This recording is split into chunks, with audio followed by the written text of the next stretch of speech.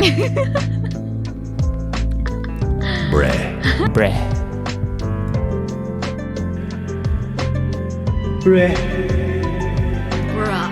It's very quick. What's that good enough? What if I built it?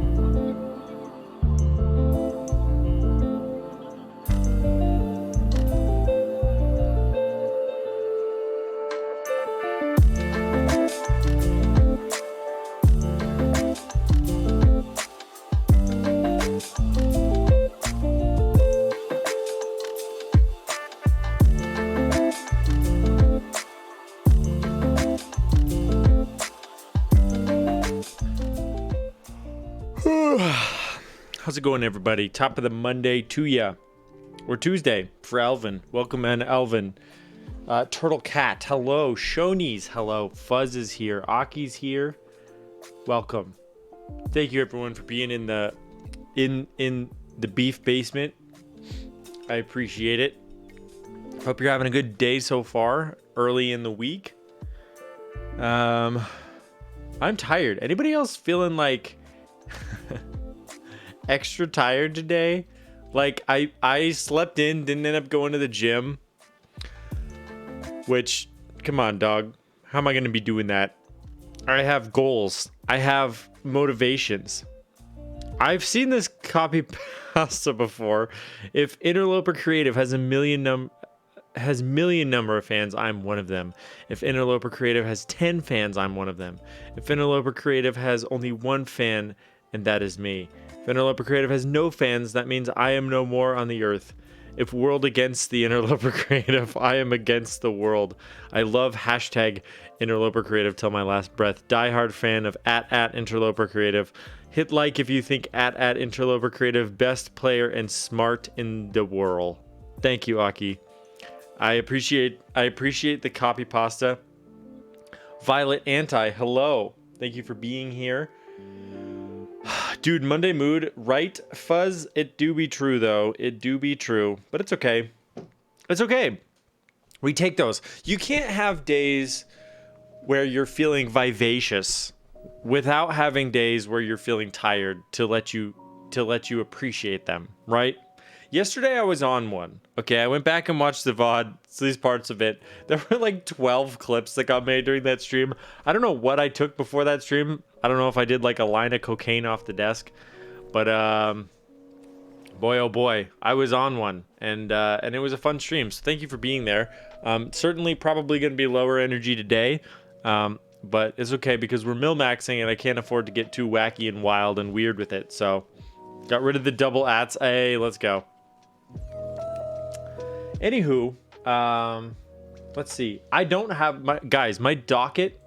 You know me. You know your boy always got a docket. My docket, freaking empty. Scotch tape right now. I got nothing on there. We have nothing predetermined to distract me from the beginning of stream. Millmaxing pain. It should be okay. Bruh. The docket TM. The docket TM is empty TM. So I have no predetermined distractions. That's the sort of desperate situation that we're in. Hello, Kona. I appreciate you being here. It is Cyber Monday, and we do not have presents for your parents. Yes, I thought we were getting... We'll talk about that. We'll talk about that. Good point. Good point. Thank you for the reminder. My solder is way too thick to bother with Millmaxing. That's fair. That's fair. I'm doing this for a client. I personally do not like... Thank you for pinning that. I personally don't like Millmaxed boards. I say just solder it in and desolder if you have to, but I also own a desoldering gun, so it really makes it helpful for me. I realize the position of privilege I sit upon. Time to buy a present before Millmaxing PCB? Maybe.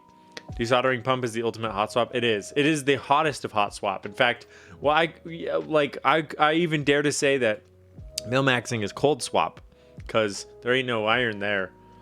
Although this is an iron 165 PCB.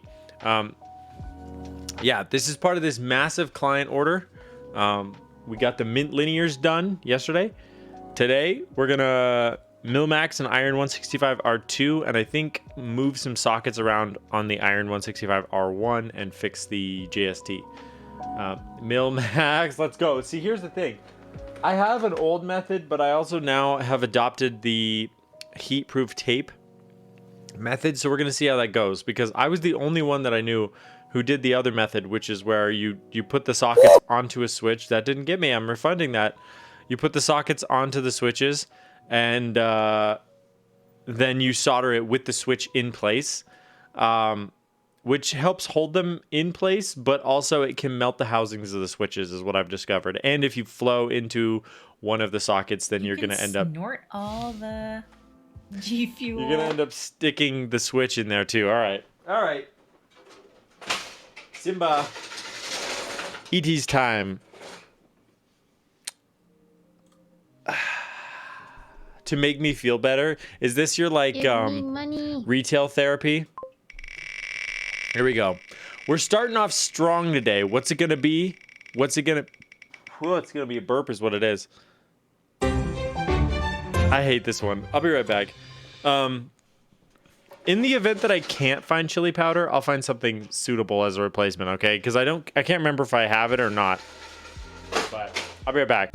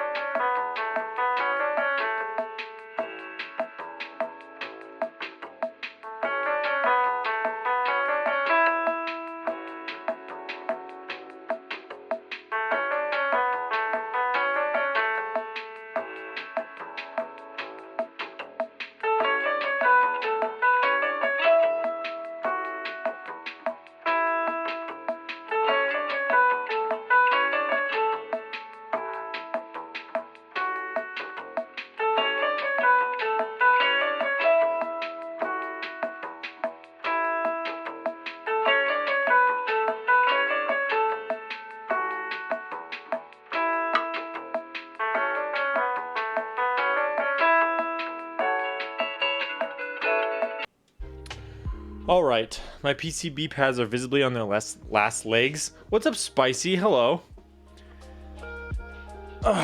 Always wondered why other people don't use the socket and switch method. I don't know. Yeah, just the melting thing, I think. Dishes time. Let's go. What's up, Roboto? All right. I found some ancho chili powder. Hopefully that is suitable. It is not chili powder, but we're gonna eat some because that is where I'm at in my life. Even the smell, it is earthy and unpleasant, but it's okay. Imagine, I'm just gonna try to imagine the rest of the bowl of chili that would go around this, because that would be nice. It'd be nice to have like a whole freaking dish in addition to all this chili powder, but sometimes you don't have that luxury.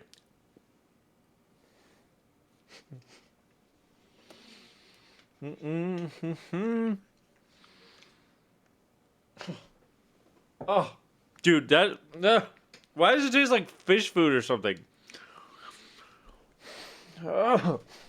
Okay. No, that's true, Gio. Nothing does hit quite that so bad. Oh, okay. Kool-Aid is the worst. Yeah, Kool-Aid is the worst for sure. But something about that chili pepper, it's like it's in my spine now. Yo, Beige Lad, thank you for the raid. I'm just eating chili powder on stream. Don't worry about it. My dude, how are you? I haven't been in your stream in a hot minute. Thank you for the shout out. I appreciate it, mods. Fly me to the moon. Oh my goodness, look at them cheeks you got going on. Oh my goodness. Beige Lad, welcome in. Welcome in. I hope you had a good stream. Hope you had a good, what is it for you? Middle of the night on Tuesday? Tuesday morning? Oh, Beige Bot's here too. Beige Lad no longer speaks to me. It's Beige Bot who speaks as a proxy, you know? I can respect that. I can respect that. You got to have one layer of separation, right? In life, you got to keep, you know, business and personal a separate affair. So, Beige Bot, if you can relay a message to Beige Lad, I'm doing great, and I hope you're doing well. Wow. Gonna close my window with your tab. Oh, yeah, because there's two of me now. Hey, Kim. Is there a delay in between them? Kim, can you hear me twice? Hey, Kim. Hello, Kim. Also, welcome to the stream, famous streamer, celebrity Kim. Appreciate it. Not even going to use his own raid message. All right. All right. Not famous? Well, that's a matter of opinion, and I think you're famous. So there. I think the best part is that you reject the fact that you're famous. So I just say hi, socks. Jason, how are you, dude? It's been a minute since I've seen you as well, I think. But appreciate you being here. Look at that Squirtle. Is that who that is shaking on the screen there? I sound like such an old man. Is that a Squirtle that I see shaking on my screen? I believe so. Can one of the youths confirm that Pokemon? Oh, it's a Bulbasaur. Okay, so I was wrong. Oh my goodness. Is that a Nintendo that I see on my screen? Seems to be a small shaking Nintendo. Okay, so I actually got that wrong. You finished the Contra. Nice. What's up, Mango? Oh my goodness. I know I'm a grandpa. Wait, who's this guy? That's a Bulbasaur because okay, I gotta come clean, chat. I've never played Pokemon in my life. I have only learned things because of internet culture, but I have never actually played a Pokemon game before, of any kind. Never opened a pack of cards. Never played unsubbed. Oh my goodness!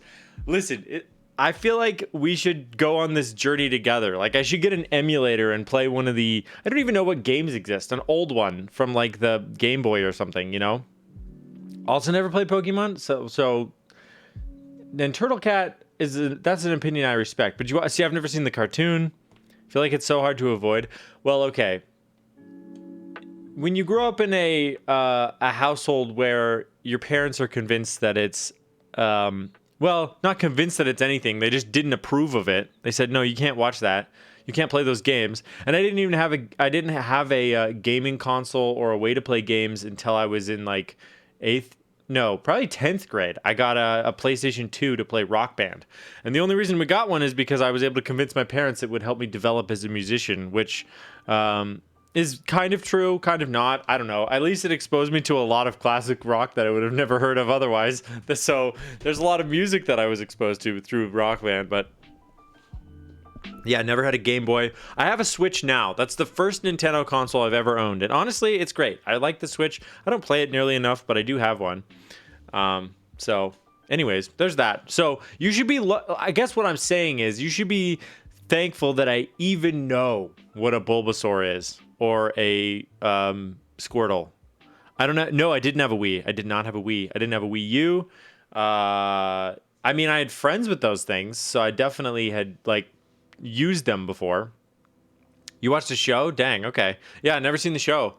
But yeah, I grew up in one of those households where, like, you know, some things are off limits for somewhat arbitrary reasons. Like, for instance, Harry Potter, we can't be reading that. But Lord of the Rings, that's good stuff. You know what I mean? Anybody else grow up in a household like that? You know what I'm talking about? It's like, oh boy. Well, we can't be Chronicles of Narnia. Okay, now we're talking. But you know, Lord of the, you know, I don't know. It's Harry Potter was a no-go. In fact, I hadn't seen any of the movies till I got married, and my wife showed them all to me. Narnia is fine, but Harry Potter, nope. Yes, that was my house too. See, exactly. It's like arbitrary lines of like, well, this witchcraft is not cool, but this one is. Whatever. It's cool. I enjoyed my childhood. I never wanted to be perceived that I had a bad childhood. I had a fantastic childhood. There's just some parts of pop culture that I wasn't exposed to, and that's fine. I did. Yes, I was one of those. Were you one of those kids, Appa, or were you one of those fast and loose, worldly children that watched Harry Potter movies? Were you a Goosebumps enjoyer? Was not allowed to read Goosebumps. I was a Hardy Boys enjoyer. You know, we were Goosebumps. Excuse me. No.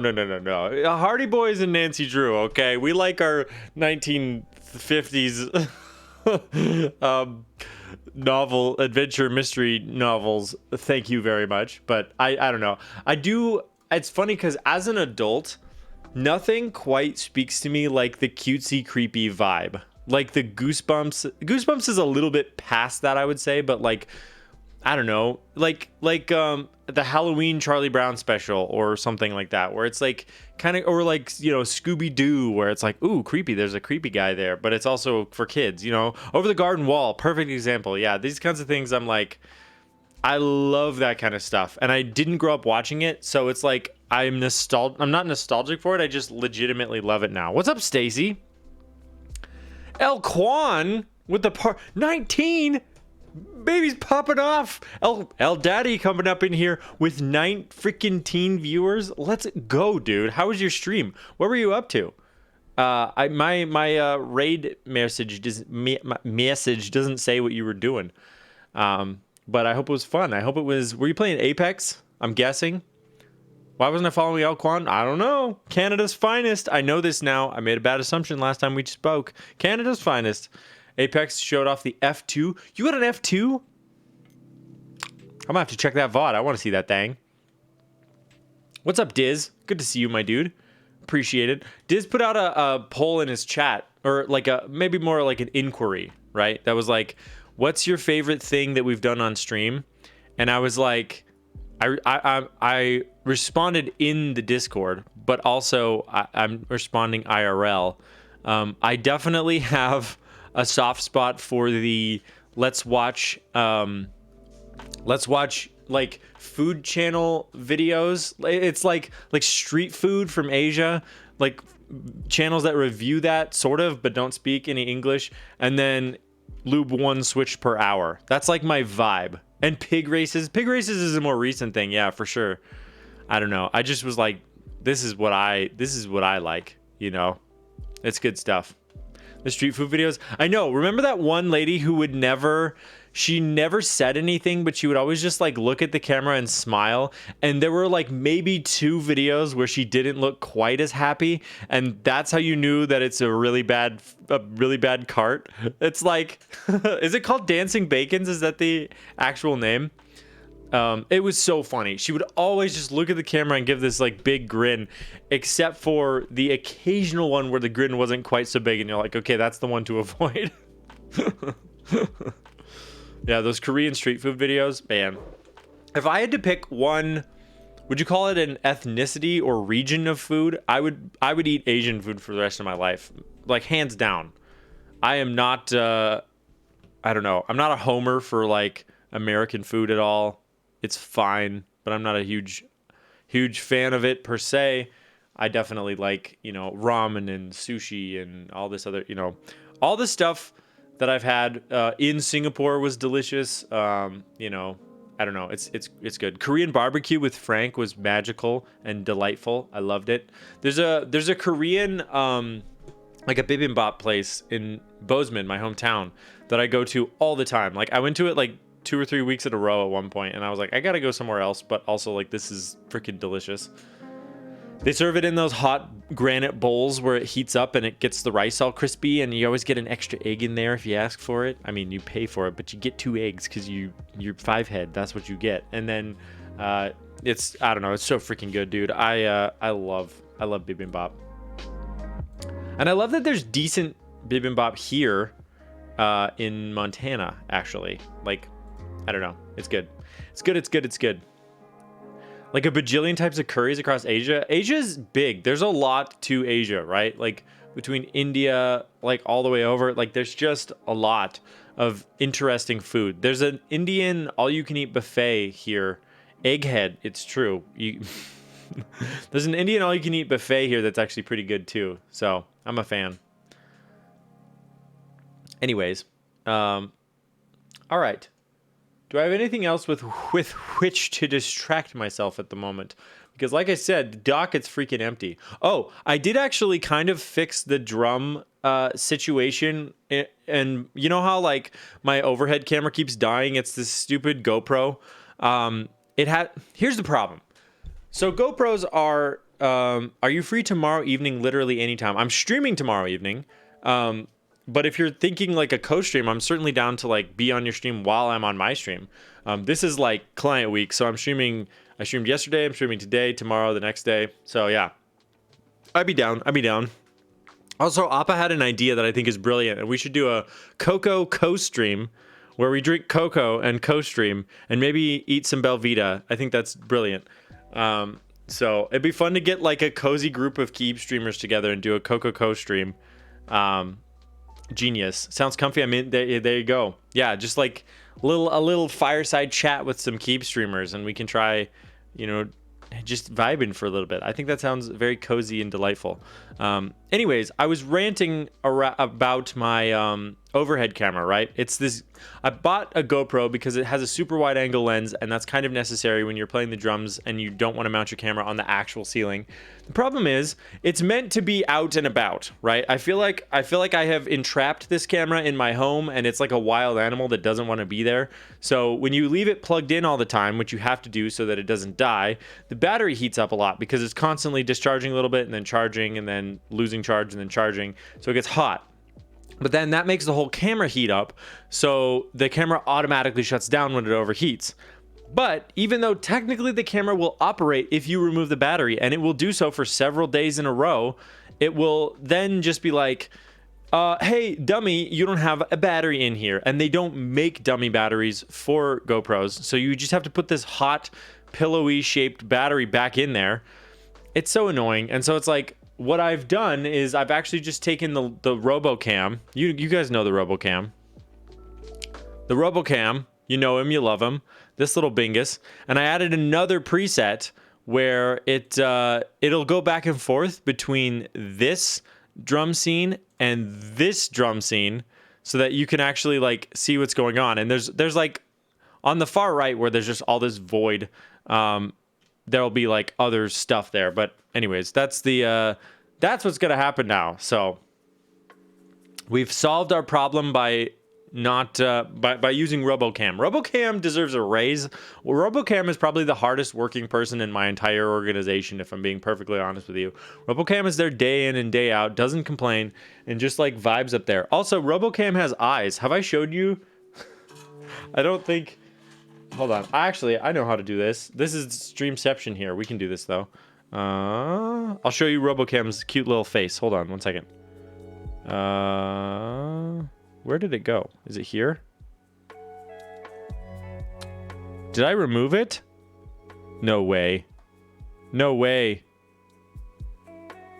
I think I did. What is wrong with me? I have a scene for when I want to go out and about. Oh, I didn't. Okay. Yeah,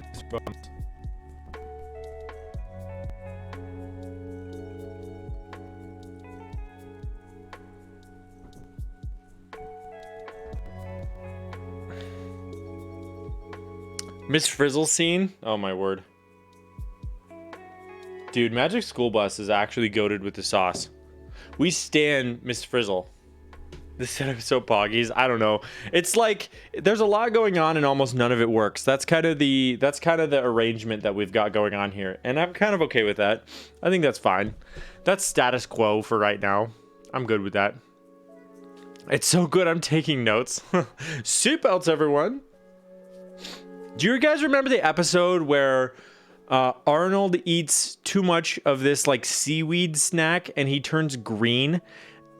That one kind of traumatized me. And then do you remember the one where Arnold takes his helmet off in space and his head freezes? Or was it Ralphie? One of the two. Yeah, Arnold freaking dies in space. Like, that's an actual episode where Arnold freaking dies in space. He gets mad for some reason and takes off his helmet in space and turns blue. And as a child, I was like, we've just witnessed a man dying in space. I was so upset. Dude. Oh my word. That show. What were all their names? Phoebe, Arnold, Carlos. Was Katie? Was there a Katie? Hold on. I gotta remember their names. We can go. We can look. We can take a blast from the past. Hold on 1 second. Magic. Do you remember the books? Characters. I feel like this channel really thrives on nostalgia. What is this show again? Katsu, hello. Thank you for the follow. We're just discussing Magic the School Magic the School Bus. It's the next Magic the Gathering collab. Wanda, Keisha, Carlos, Phoebe, Dorothy. Freaking Dorothy. Dorothy sucks. Who's Ralphie? Hold on. I want like the OG characters. All right, Arnold, Carlos, Dorothy. I don't know who that name is. Keisha, Phoebe, Ralphie, Tim, and Wanda. And do you remember when they skateboarded down some ribbon cables inside a computer? Hold on, just send a link. We gotta click on this. Oh, we got a full episode. Are we gonna get DMC? Oh no, this is all of the episodes, guys. Click on the link that Diz just put in chat if you want an absolute nostalgia trip. Should we watch? Hold on. Where's the computer one? They have this like automation system that goes buck wild. Miss Frizzle turns into a bee. Oh my gosh, guys. Okay, hold on. We should mute the music so we can get extra DMCA'd here. So this VOD is absolutely not. Oh, the salmon eggs. I do remember that. Seatbelts, everyone! Please let this be a normal field trip. With a friend? No way! Cruising on down Main Street, you're relaxed and feeling good. Next thing that you know, I gotta play this on the drums. octopus in the neighborhood, surfing on a sound wave, swinging through the stars. Take a left at Joe and Teston, take your second right past Mars on the Magic School Bus. Navigator, Who gave them a right to go this hard with this song? spank a plane, Like, on Magic School Bus. who authorized it? River of life, A magic school bus. such a fine thing to do. So strap your bones right to the seat. Key change. Come on in and don't be shy. Just to make your day complete. You might get baked into a pie on the Magic School Bus. Baked into a pie is a magic card. Wild to ride. Come on, ride on the Magic School Bus. Oh my goodness. PBS was such a gold mine back in the day. Whoo. My gosh. We can't watch all this on stream. What's up, Burbs? Baked. It's really is School Bus the Gathering. Dude, I know. The references. What's up, Snoopy? Hello, good to see you. We're just reminiscing here. You can watch it? Is it public domain? Is that the thing? Should we just have a stream where all we do is watch Magic School, the Magic School Bus? Do you remember Cyber Chase? No, I don't. I'm trying to think about the shows. I remember The Wonderful World of Richard Scarry. That was a classic. Another PBS show. Nice. Does anybody else remember Richard Scarry? There was like Huck and Lowly, who were like a worm and a cat, I want to say. That was a classic. Beiji Bot, thank you for the Prime. What the crap? Wait.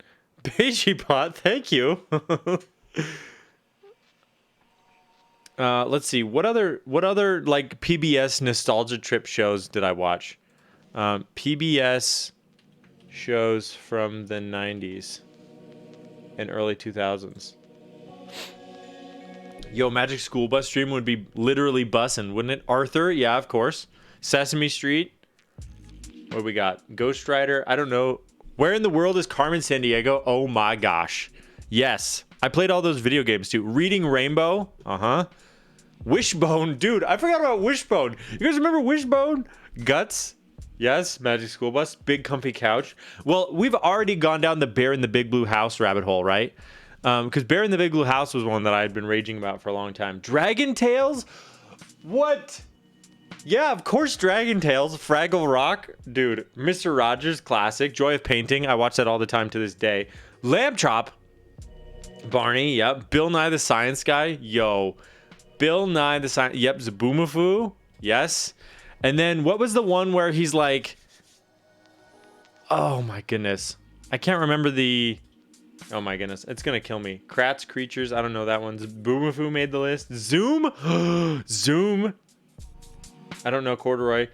The Book of Virtues. Oh my gosh, I remember that. I remember that show. Pappyland. Yo. Pappyland. I forgot about Pappyland. Oh my goodness. Are these going to be different? We could look at the Nickelodeon list too. Arthur can't not be on this list. Lamb Chop. Ghost Rider. I don't know Ghost Rider. I remember also like the sitcoms between like the sitcoms that they had on Nickelodeon, like Unfabulous, yeah, Alex Mack. I remember really liking Drake and Josh and Degrassi. I still, honestly, I've gone back and rewatched Degrassi. It kind of freaking holds up though. What is it? The Amanda Show? What was her name? Anyways, oh my goodness. Wow, okay. 90s TV shows. Dude. Ned's Declassified with all the silly sound effects. Come on. Come on. Dude. Do you guys remember what was the oh, this is just gonna be everything. Twin Peaks. Okay, so this isn't like kids shows. Let's look up kids shows. Kids. Are You Afraid of the Dark? Kids Next Door? Oh, do you guys remember Recess? Dude. Freaking Recess. That was like the forbidden show as a kid. The Weekenders, yes. I don't. Biker Mice from Mars. What are you talking about? Rugrats, Doug, Pete and Pete.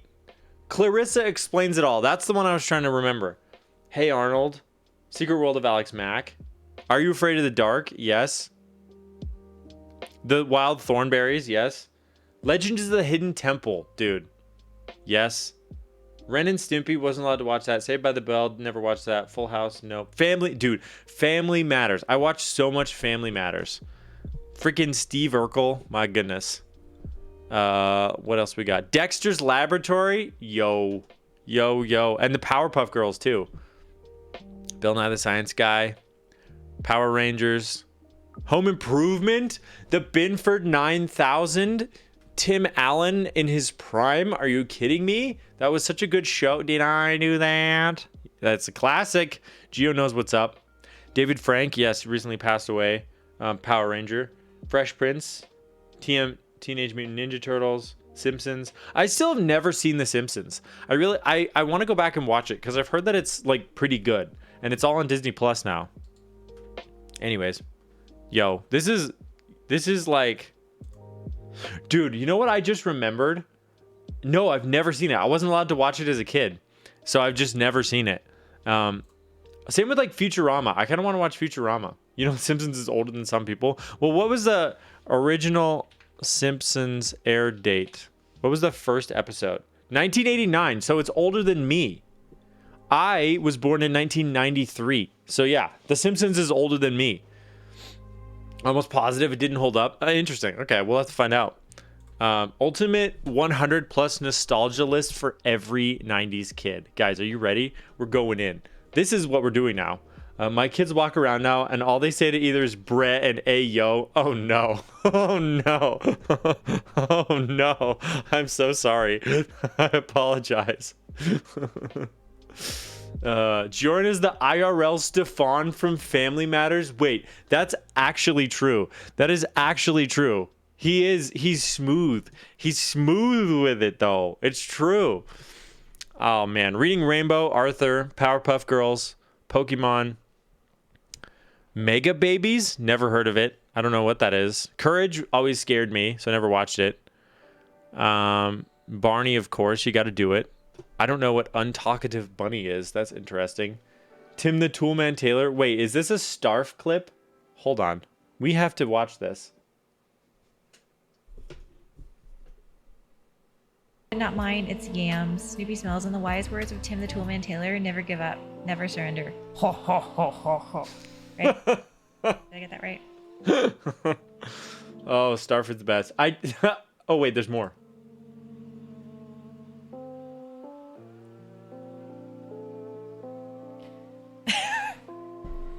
It was excellent. Okay. Good. So I DM'd Starf today, and I sent her the link for my tiny hands because she was like, "Where did you get those?" When she saw that clip of me with the tiny hands from yesterday, and what did she say? Hold on, I'm gonna leak some DMs. I'm gonna read you what she said because my takeaway was that no, maybe it's Maybelline. My takeaway was that she wanted some, so I sent her a link and I said, "Just in case you need some," eyeball emoji. And then she said, "Why did I click on that? I knew what it was." And I was like, "What do you mean?" I thought they were awesome. Anyways, I guess she doesn't share my feelings towards tiny hands. Is that going to become my whole brand now, is like the tiny hands thing? Anyways, Bear in the Big Blue House. Itsy Bitsy Time. Oh, dude, I freaking forgot about Itsy Bitsy Time. Popular Mechanics for Kids. How It's Made, honestly, got me through college. Are You Afraid of the Dark? Goosebumps. Beyblade. Yo. The Magic School Bus. DuckTales. Come on. Woo. You know that song. As soon as I say that, everybody knows that song. Let's see. What else we got? SpongeBob. Still going. Blue's Clues. Dude, freaking Blue's Clues. The Busy World of Richard Scarry. Pajama Bananas. What's that show? Wait, where? Did I pass it?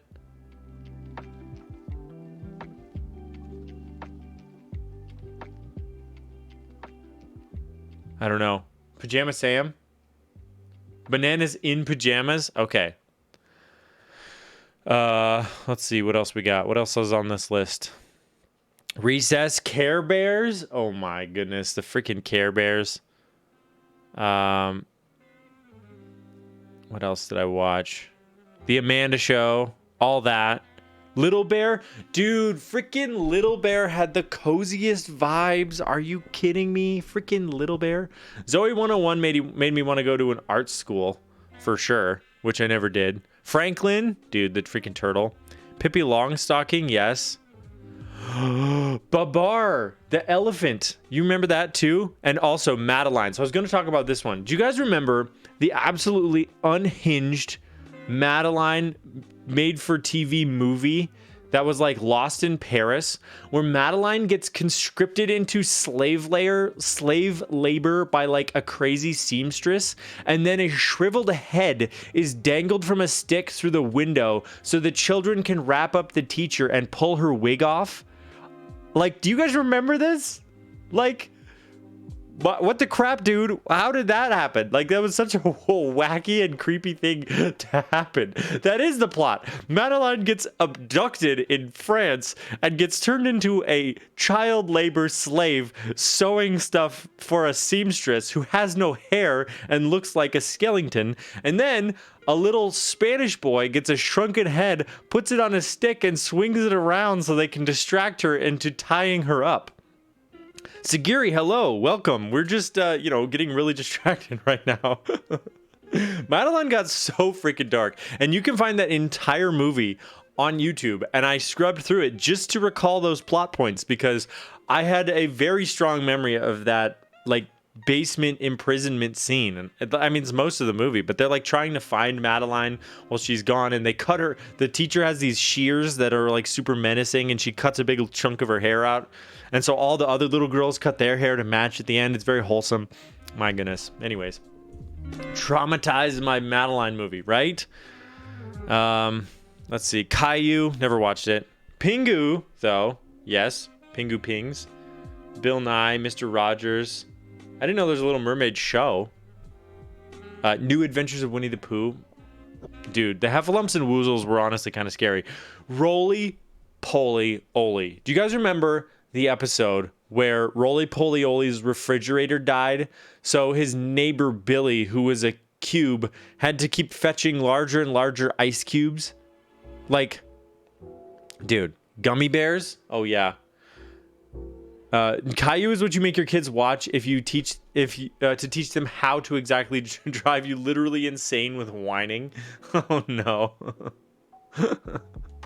Cube Billy, yeah, dude, Billy and Roly Poly Oly was like how we solved racism in the 90s, you know? Like, that's how we did it. We said, if they don't look like you, maybe you're a circle, they're a square.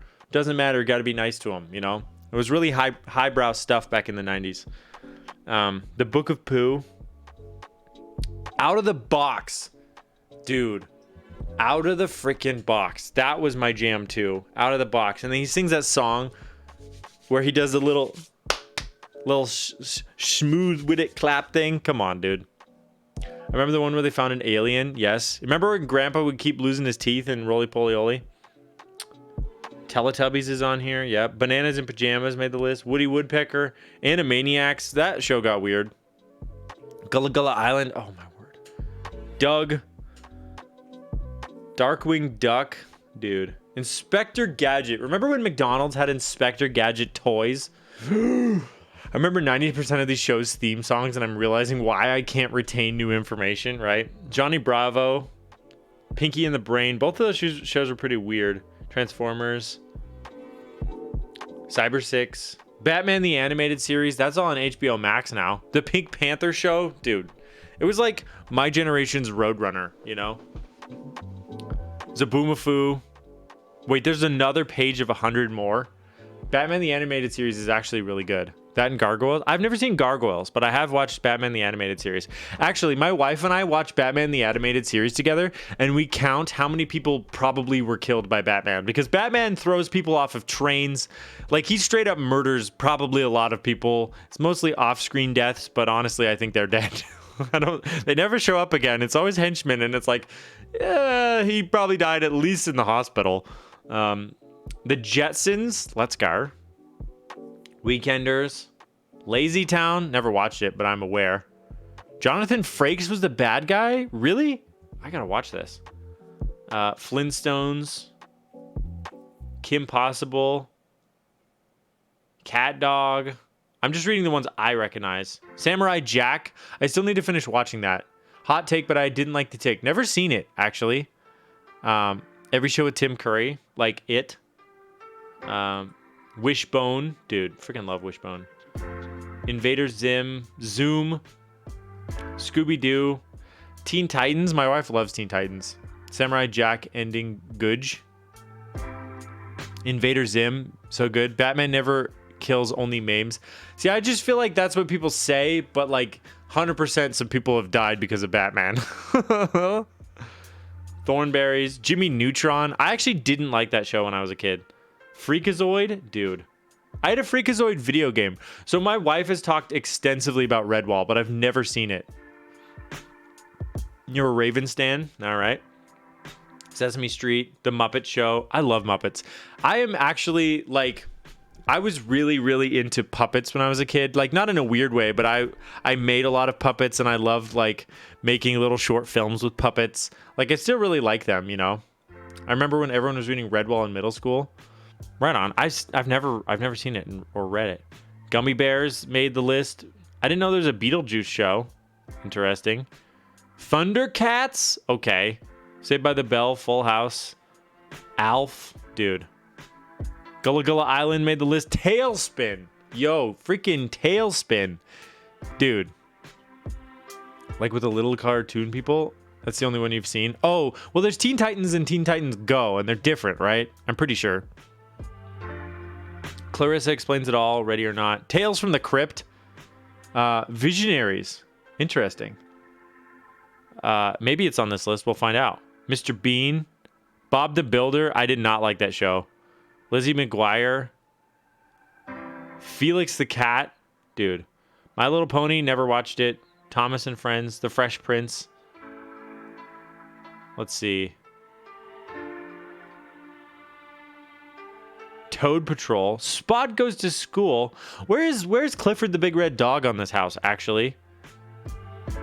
Animaniacs. Street Sharks. Oh my word. Avatar The Last Airbender actually goated. Gullah Gullah Island makes it on here again. Animorphs had a bunch of books. Did we get to Blue's Clues? I think it was on there. Harold and the Purple Crayon. Yo, I remember that show. That was such a fun show. Harold could just draw whatever he wanted. And then he'd draw a door and just go through it. Kind of a genius show. I loved it. There was like no dialogue. It was awesome. I always wanted to be Harold. Same. Dude. Freaking same. I forgot about that show. Sometimes I feel like Turtle Cat and I share a brain. You know what I mean? Like, we've had oddly similar experiences and references. It's fascinating.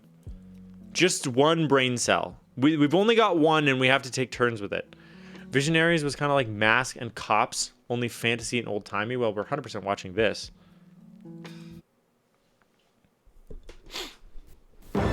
It is a time when magic is more powerful than science, and only those who control the magic control destiny.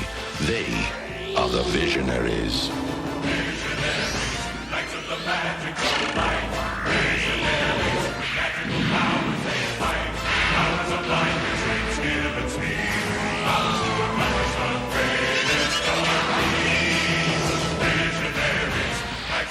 I like that skeleton at the end there. Dude, I bet, you know what I bet? I bet that the toys made for that show were awesome. I look at that and I go, I bet that the toy line accompanying that show slapped. You know what I mean? That is absolutely the impression I get from that little trailer, or the intro theme song. Gonna get up and pull up a tab and lurk and head to bed. Oh, I appreciate it, Snoopy. Appreciate you. Epic cartoon for its time. Dude, like Masters of the Universe kind of vibes, right? That's awesome, though. Love it. Love that for us. Okay, wait, have I told you guys about the one and only time that I've played Dungeons and Dragons? I've only played it once in my life, and it was an actual disaster. I ruined the entire session in like 10 minutes. I think I've told this story to chat before, right? The D&D incident. We should probably start on this PCB, by the way. Let's do that. Let's multitask, shall we? The older I get, the more I discover my friends play D&D. I technically don't. I was invited once and probably won't ever get invited again. If I'm being perfectly honest, because I ruined a campaign in an instant. But it's okay. It was a one-off, and it was just made to learn. Stay on task. Thank you, Kim. Resident Celebrity Kim helps with me staying on task. Okay, so we have in this package is the D&D incident on a VOD. I want to show my sister who actually plays it. It is somewhere. The problem is I can just never remember. unfocus. Yeah, it's definitely in a VOD somewhere. I just don't know. Okay, so let's start with Millmaxing this. And I have a GST that we can use to test. So let's make sure the PCB works first. Then we're going to Millmax it. Then we're going to test it again. Probably with a switch. And just move the switch around. On my browser right now, you have 555. Thought you ought to know. Thank you, Appa. That is a milestone, is it not? 555. Let's freaking go.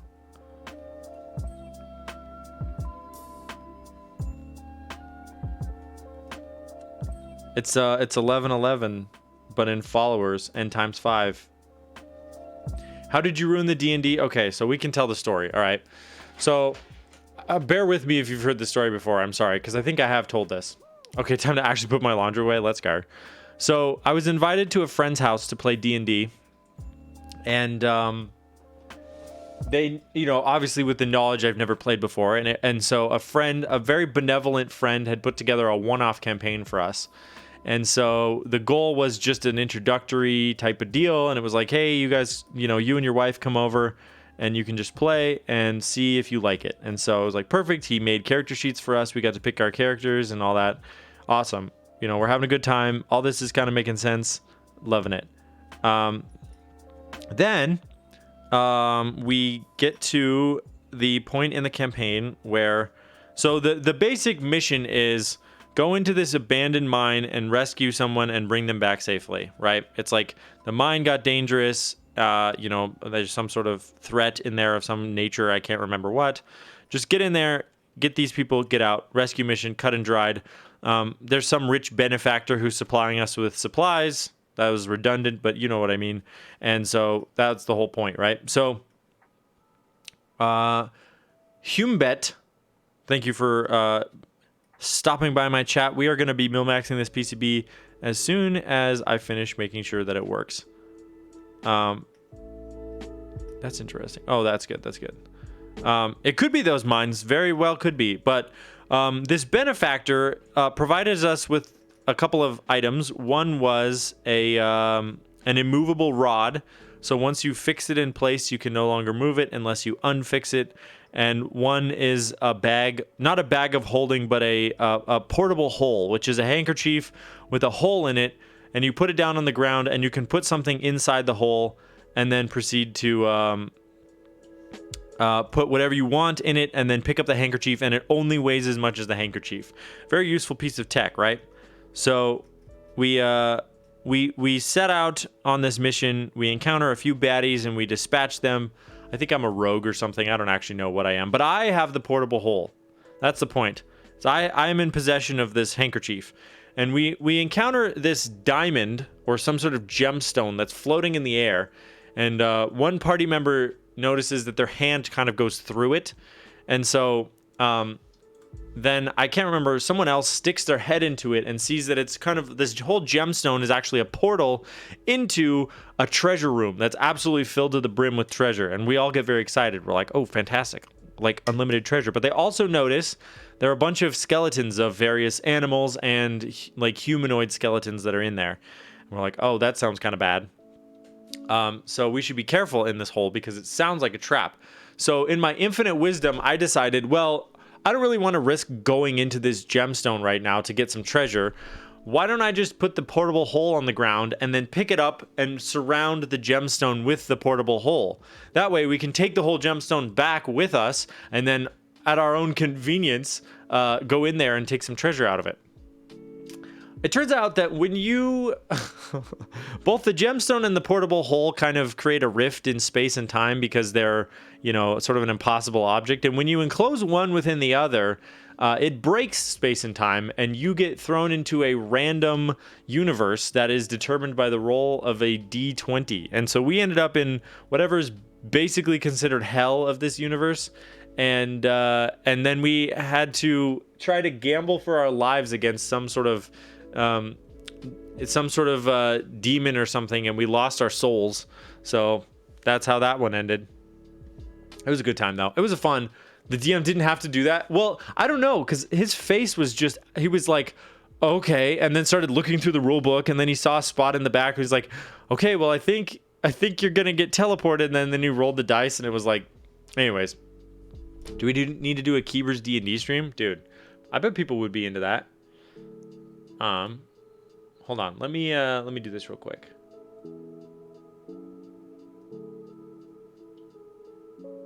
Oh, I remember. I was like, why the heck can I not find this client information? It's because it's so hard to keep track of. I need to make everybody just DM me through Discord. Just say Kerchief just falls through the diamond. Oh, I see what you're saying. The PC game equivalent of that doesn't seem to work. I got you. We should put that on our to-do list. It's getting so long though. But I agree. All right, let me get on Reddit real quick and just see. Let me check my DMs. Because he gave me a layout preference for this. Messages. Because what's his name? His username is... There it is. Remove... okay, Millmax into ANSI. 2U delete. 6.25U spacebar. Okay. So iron 165 R2 layout options. That's what we need to figure out. Or, teleport players to hell and destroy their souls. Either way. Well, it was kind of fun though. Kind of a neat experience. How many people have gotten to say that they did that before on their first try? Okay, so I think 125, 125, 125, 125, 125. Good. Okay, so for a 6.25U spacebar, ISO, or ANSI, he asked for ANSI, right? Boy, I gotta be really careful here. ANSI, 2U delete. Great. Oh, I need to ask about steps caps. Actually, I can do both. I'll do both. That's easy. Easy peasy. All right, here we go, folks. It is time for the boring part of the stream. So RIP to my viewership. Thank you for those who are choosing to stick around. But this is the part where I actually do work. And historically, it's not been the best for the stream, but it's okay. It's what I'm technically here to do.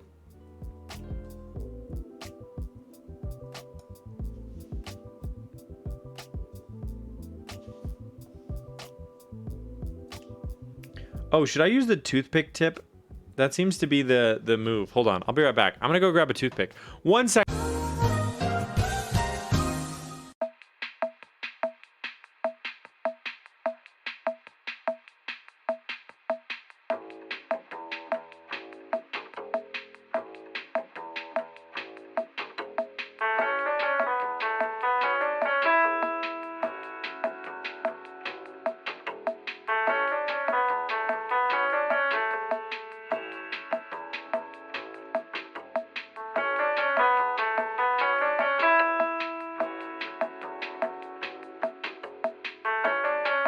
Yeah, so the whatever makes those emotes bounce around on the screen puts little Santa hats on them around Christmas. It puts little like witch hats on them on Halloween.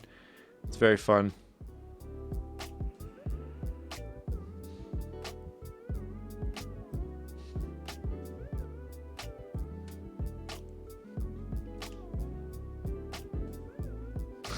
Isn't it cute? Look at him go. He doesn't move, but he does have a hat on, so we take those.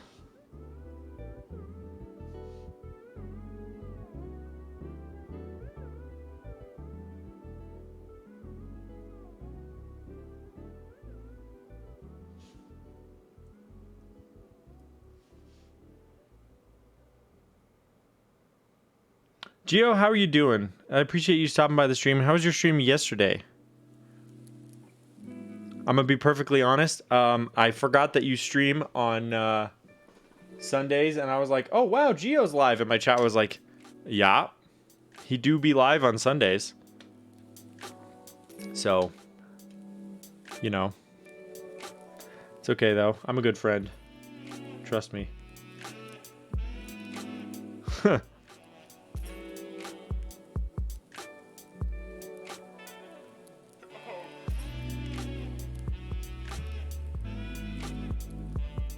Live for 6 hours fighting with one spacebar? Like, wait, what happened?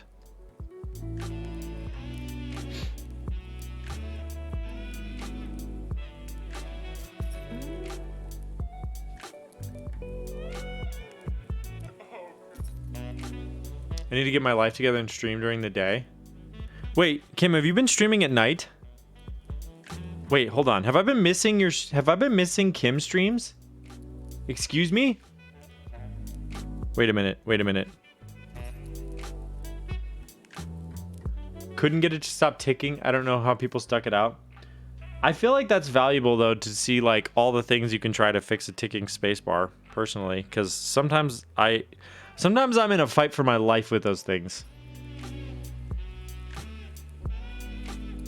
I streamed once on accident.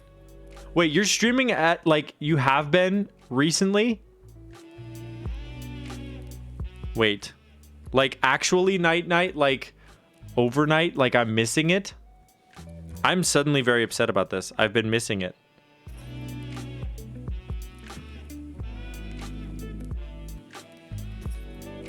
I don't have a Kim command, Alvin. What should the Kim command be? Bruh. Hold on. I'm going to your channel right now to check your VOD. Are the VODs up? Time to add it. Where's Aki at? He'll do it. The only recent broadcast I see is the test stream. Okay, so I don't think I'm missing it. No VODs? What are these stealthy Kim streams that I'm not there for? This is upsetting. Can't have the VOD up? Why not? You said something illegal? Oh my goodness. I need to cut it out. Oh my word.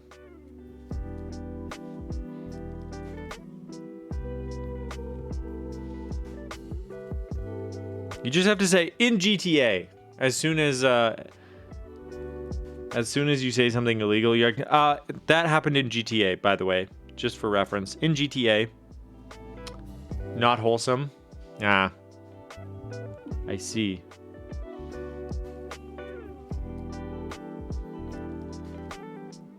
Just making sure I got all the sockets in. It's funny because you look at these sockets and it's like, there's no way this is going to do the whole board. And then it's like, you start putting them in and you're like, well, maybe it will.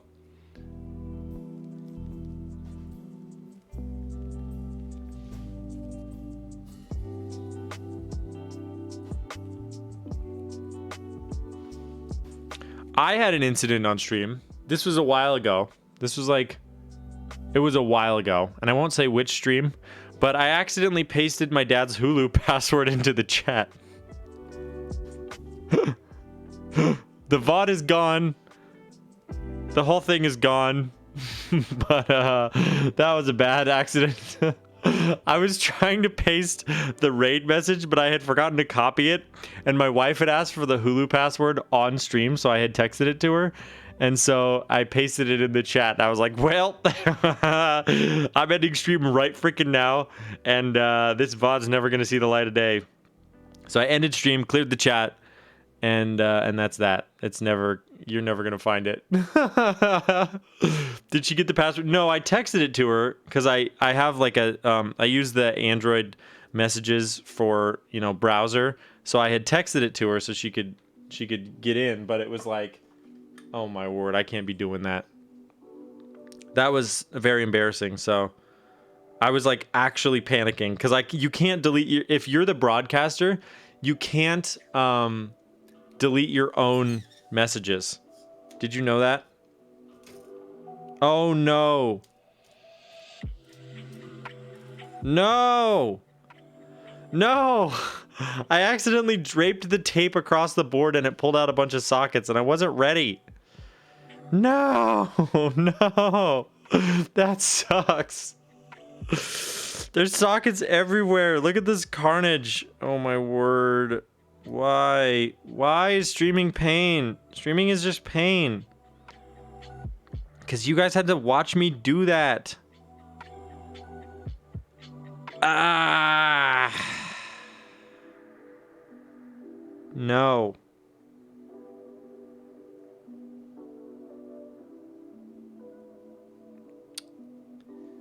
Well, this is what you get for going live on the internet before doing something ticky-tacky, is how I would describe this work.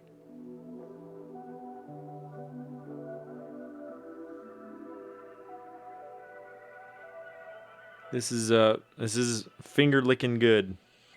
That's what this is. Into arms, oof, an angel. Oh my goodness.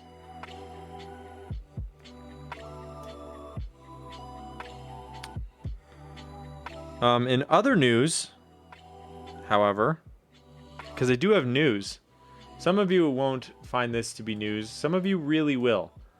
But today I gave my place of employment notice that by the end of the month my services will no longer be provided. I am trying to find a new job, and I told them, oh no, I told them I can't do this anymore. I'm gonna bounce. Goodbye. So I applied to I picked out and applied to like 5 different places over the weekend, and I told them, unless I haven't found a job by then. No, I don't have anything yet. I applied to 5 things on Saturday, and I haven't heard back from any of them yet. But I was like, I mean, provided that I actually find somewhere to go, my last day is going to be the 29th of December. Wait, what do you mean scared you? Oh, because you thought I had like decided not to quit after I announced that I was going to do it. Okay. That time we got him.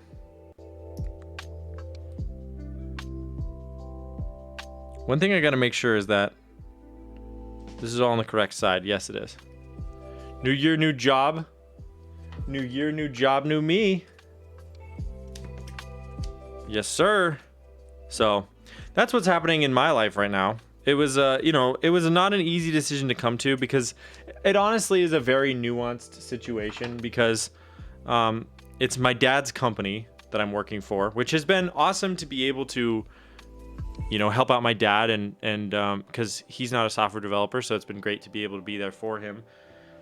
But it's oh, no worries, Silhouette. Do not apologize at all. I understand people are busy, don't always have time to be at. I've been streaming all over the place, but thank you for being here. I appreciate you.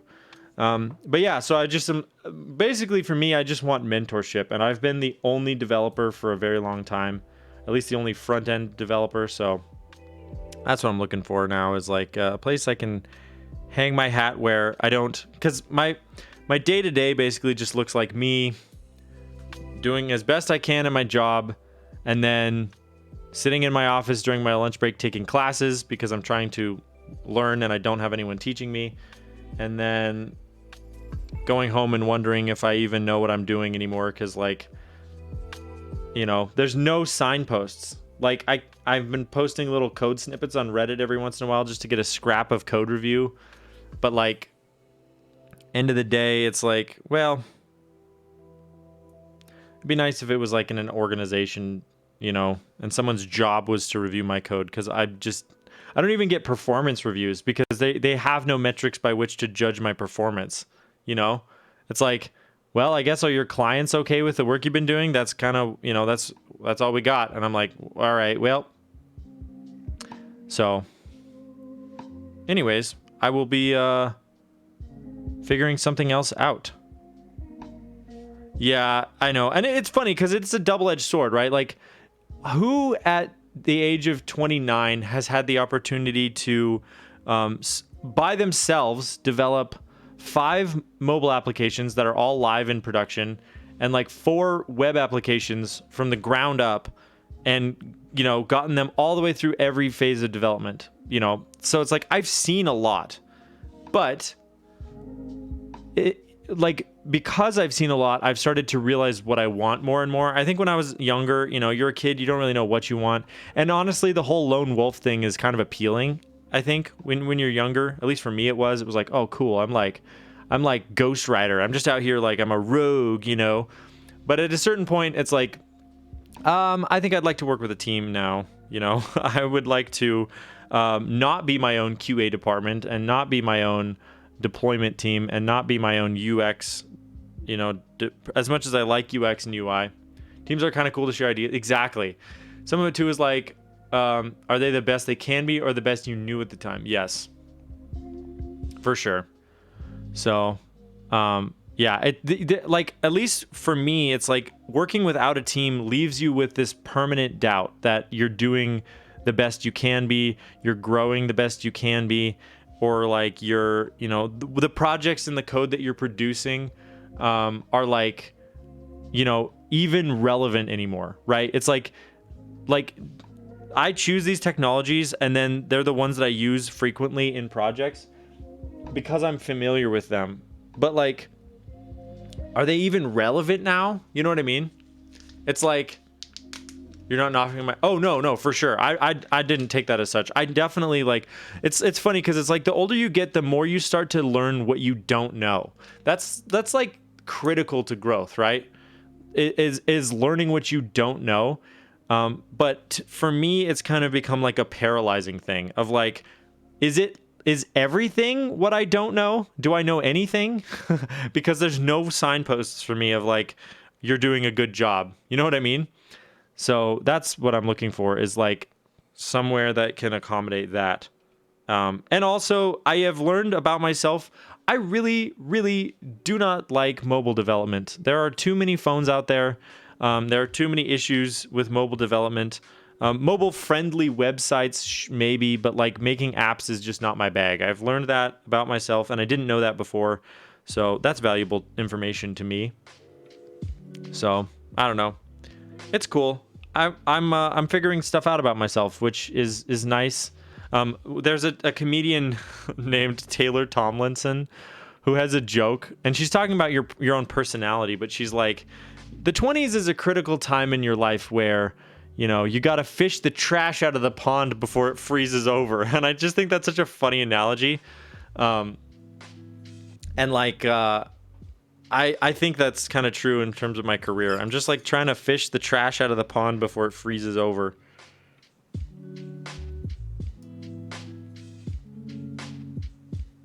Both from a personality and a career standpoint.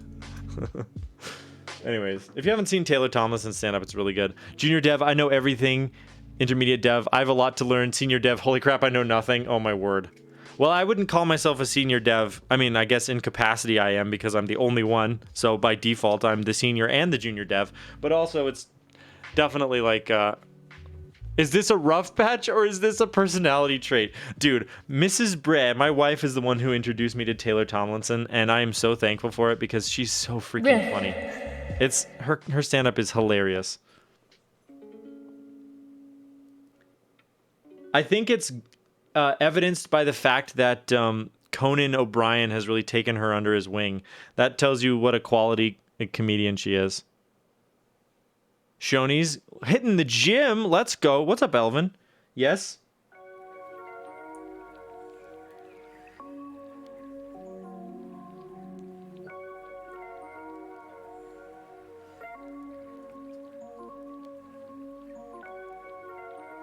Was it you that recommended Piggy?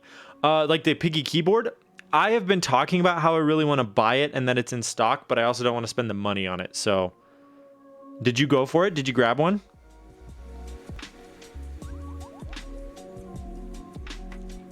They're still in stock right now. Oh, Pig, the movie. Like the Nicolas Cage movie? I 100% recommended that.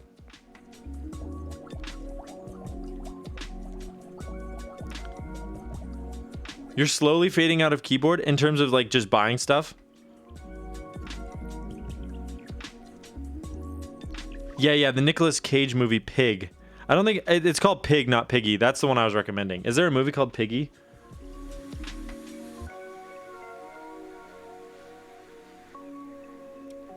You watched a Spanish one, Piggy. Was it good?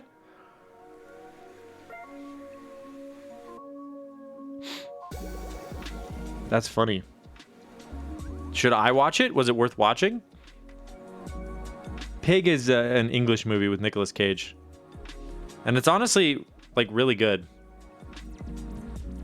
Not great.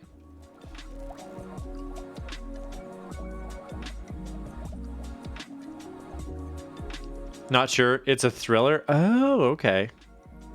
Interesting. Well, if you guys are looking for a movie rec, it's kind of weird, but it's called Pig. And it's kind of delightful, honestly. Like, I don't know. I was surprised by it. I was surprised by how much I liked it.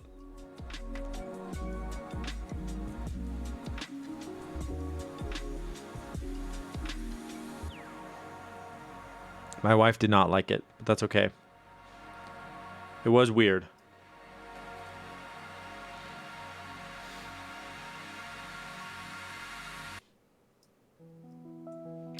I didn't like it, but I was surprised by how much of the plot stuck with me, right? Like, you can still remember it to this day, right?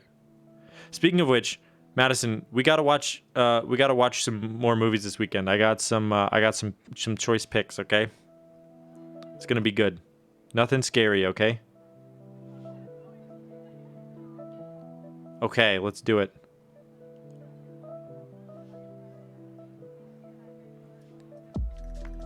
Elvin, do you like scary movies? We're gonna we gonna go on full horror thriller. I did make her watch Color Out of Space with me, and that's kind of scary for her. I really liked it, but I think it was a little spoopy for her taste. Another Nicolas Cage classic.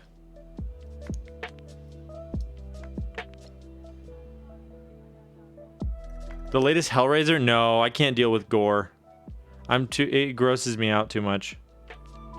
We're gonna do both normal and stepped caps lock for this. You love gore? Yeah, I'm not a fan of it. I can't, my stomach is weak. I can't deal.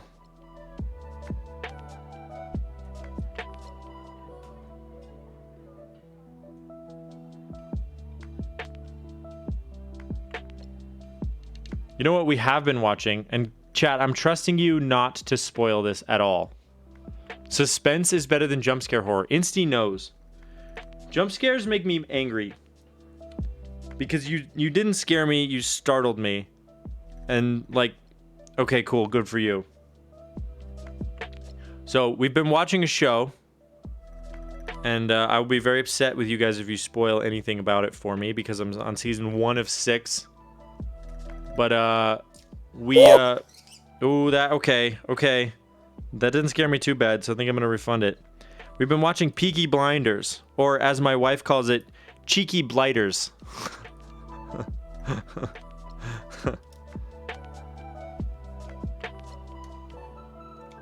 And it's been great.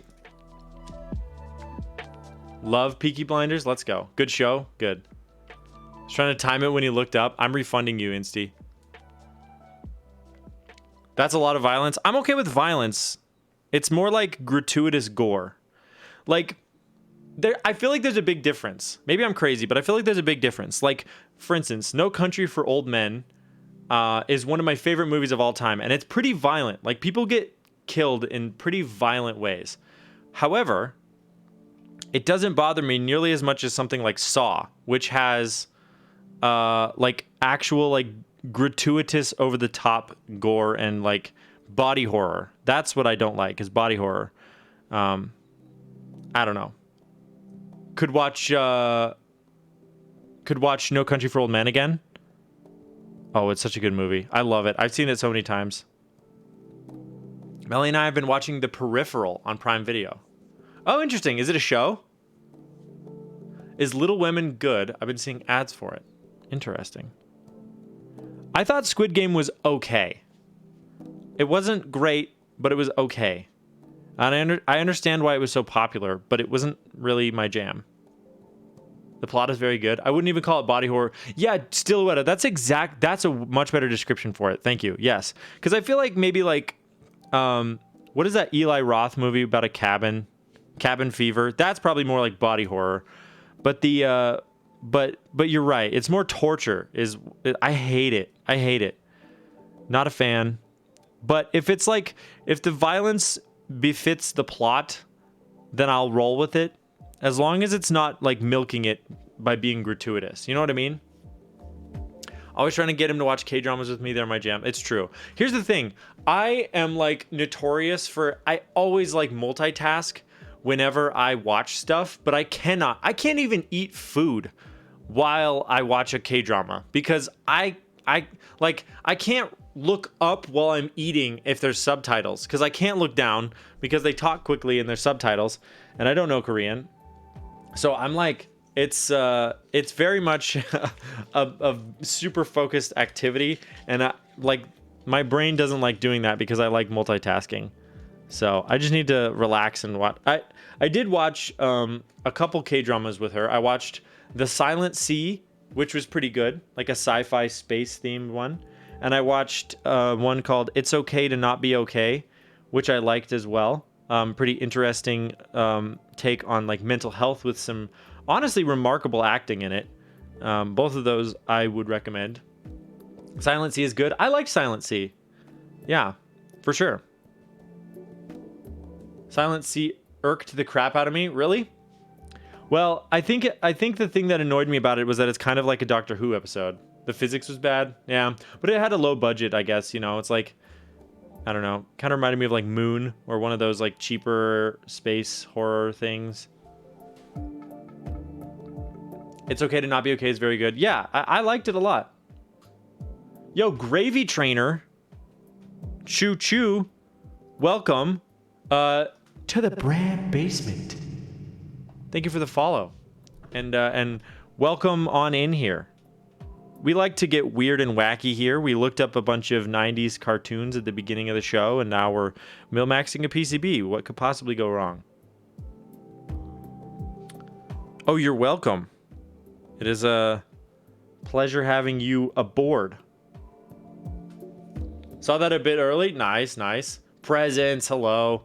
Did you just diss Moon? Wait, what? Oh, the movie? No, I think Moon is a great movie. Also directed by David Bowie's son. Fun fact. Did you know that? I think. Hold on, I could be wrong about that. That might be a fun fiction, because I might be lying there, but I'm pretty sure it is directed by David Bowie's son. So excited, currently watching Love in Contract, but that's way too cheesy for Nathan. When it's the continuity and science from sci-fi that's bad, it kind of irks me. Gotcha. Doctor Who is different because they know what they are and they just ham it up. I know, it's like that sonic screwdriver does everything, doesn't it? But it's fine. It is what it is. I'm always more of a Star Trek guy than a Doctor Who guy, though. I never really got too into Doctor Who. He also made the Warcraft movie? Oh, I didn't know that. I did not know that.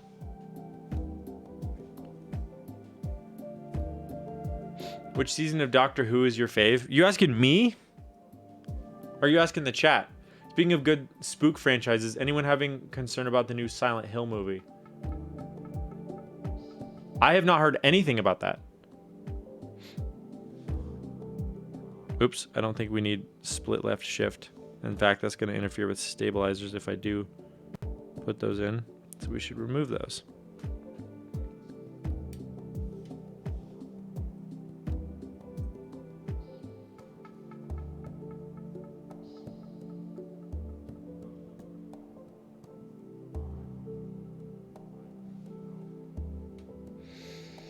I should just start using the phrase fun fiction and then saying a fun lie. I think that's under, like, I should totally do that. Apparently it's in the works. Interested. I'm so excited for the Last of Us show. There's a Last of Us show? Okay, I've never played those games. I've never owned a PlayStation, or a modern one. I've owned a PlayStation 2.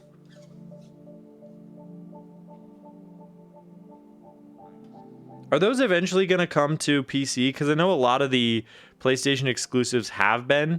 Like, I picked up the Miles Morales game recently. Haven't played it yet, but it looks fun. Check out the trailer. Oh, I will. Let me get it. Let me get the... You can link it in chat, Wantagon.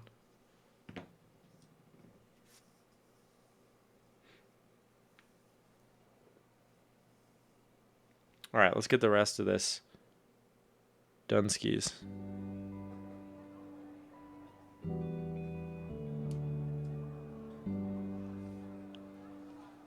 Let's just be extra safe and we'll use a 625U wire. Miles Morales is a 10 out of 10. And Miles Cheeks-Rales. Okay, so there's our stab wire.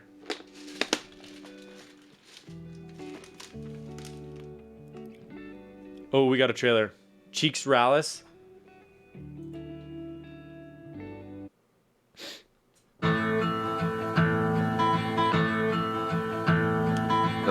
roses have faded, there's frost at my door. The birds in the morning don't sing anymore.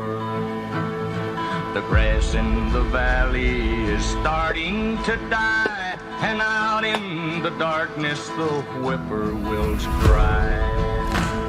The darkness is falling, the sky has turned gray. A hound in the distance is starting to fade.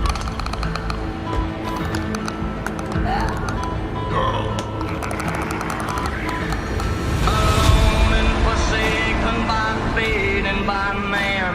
Oh Lord, if you hear me, please hold my hand. Alone and forsaken. Neil Druckmann. Oh, the alright, the game creator.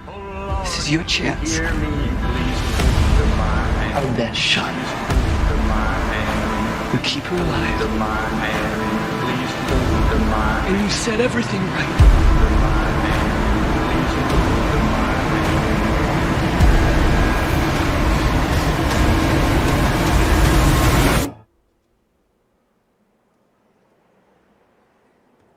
Save who you can save.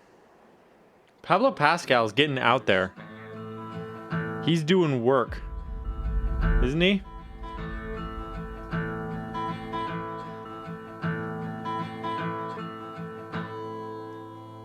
Interesting. Well, I have HBO Max.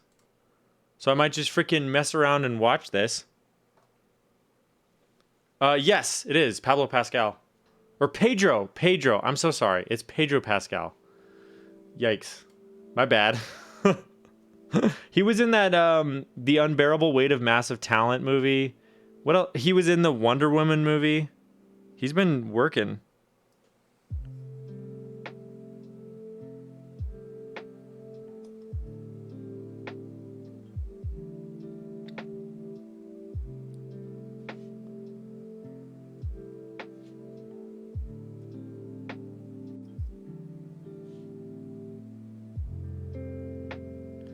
He was in Kingsman? Dude.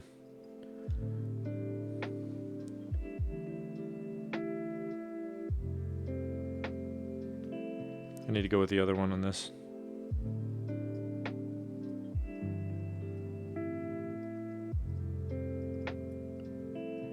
Sir G Law, hello. Welcome on in. We're just doing boring stuff right now and we're vibing.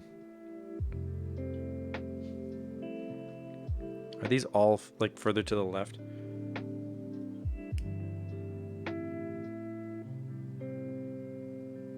Yes. Okay. Desoldering Millmax sockets kind of sucks. Like, obviously not impossible. I've done it before and I'll do it. I actually might do it this stream if I have time. But it's not like the most pleasant thing to do.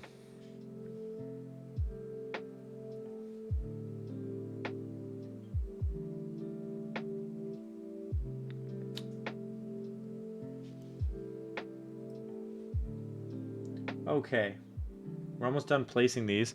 Then we can actually solder them. Then we should be good to go on this PCB. We just have to test it one more time, and then we'll look at the second one. So the second PCB has a broken JST connector, and it needs a couple sockets moved around. But that should be pretty easy. I got this, like, I'm sure a lot of people do this, but I saw Ruminative, or excuse me, Steve, using this heat-proof tape, and it's awesome. Do you use wick for that? Yeah. That's the best way I found, is just using solder wick. And then you can also, the other thing that kind of works is if you put the soldering iron into the socket from the backside and then press, it'll eventually pop a little bit, and then you grab it with tweezers from the other side and pull it out real quick. And then that's, one way you can get it out without wick, and then you just flood the socket and use wick to clear it. Because it's hard to get the little wisps of solder back out of the sockets, or the empty holes where the sockets were. So just, it's nicer to fill it in and then wick it out.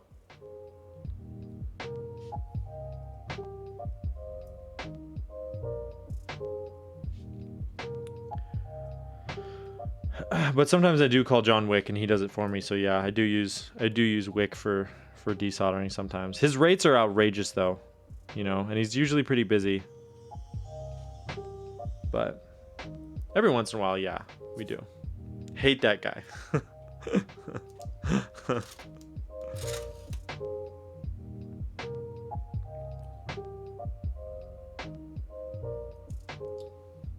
That would be like John Wick has to be like the laziest cosplay you could do, right? Like I was in my head, I was like, should I do a stream as John Wick? And I'm like, I'd literally just put on a suit, right? And just put some blood on my face. I don't know. How do you do a John Wick cosplay?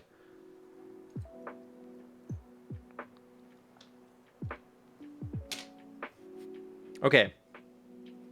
Smith and Rune, baby. Let's get some soldering down. Just a simple suit torn up. Exactly. Dude, speaking of which, I think... hold on.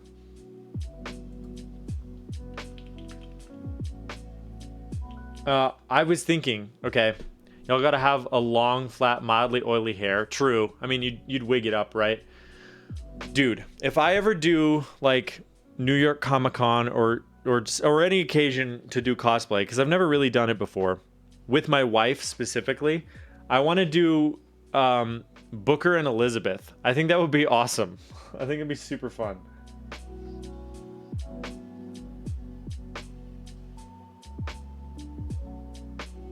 I think it'd be a really neat one to try. The other one that I've always wanted to build the suit for is Corvo from Dishonored, because that was one of my favorite video games of all time, and I love his mask. Lewis, come on now. I love Corvo's mask, and I really want to make it.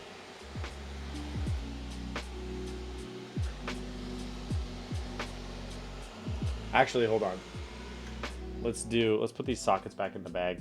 I'm gonna lose 1 or 2 or 12 if I'm not careful, you know?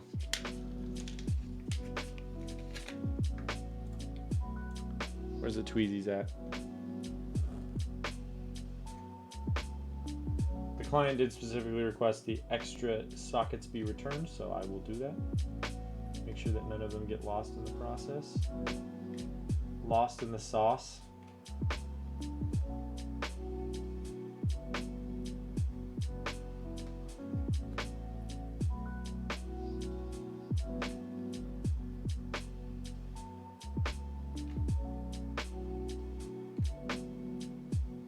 I feel like if I ever do a movie night in Discord, we should watch Meet the Robinsons just for the memes.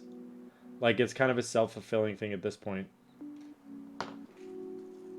Like, we can't not at least do that one. We should, yeah. Okay. Soldering iron is hot. I think we're good to go. Appa's doing a movie night soon to watch Everything Everywhere All at Once. So, if you haven't heard about that, now you have.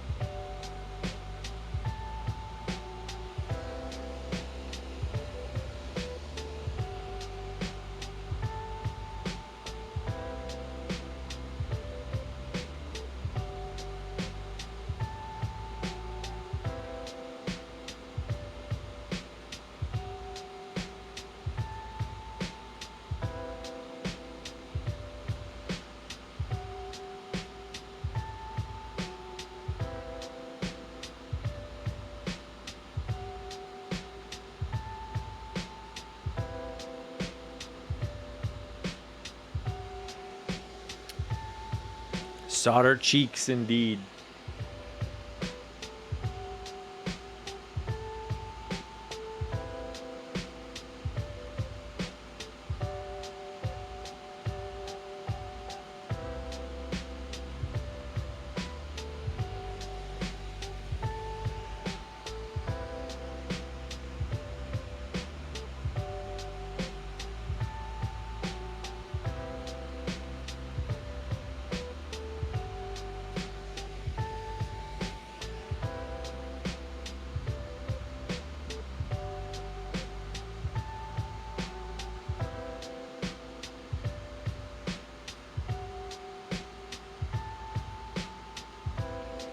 There we go.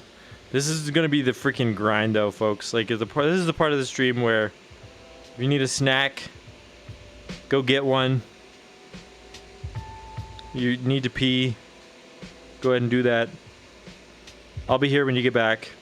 If you want to go watch Wakanda Forever, head one town over and go watch it. I'll be here. We're just soldering these freaking sockets, baby.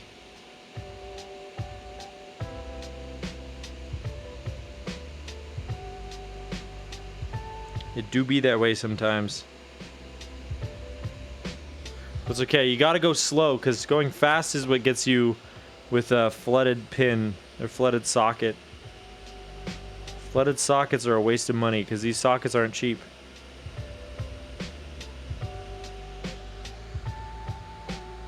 There's not really much you could do once it's flooded.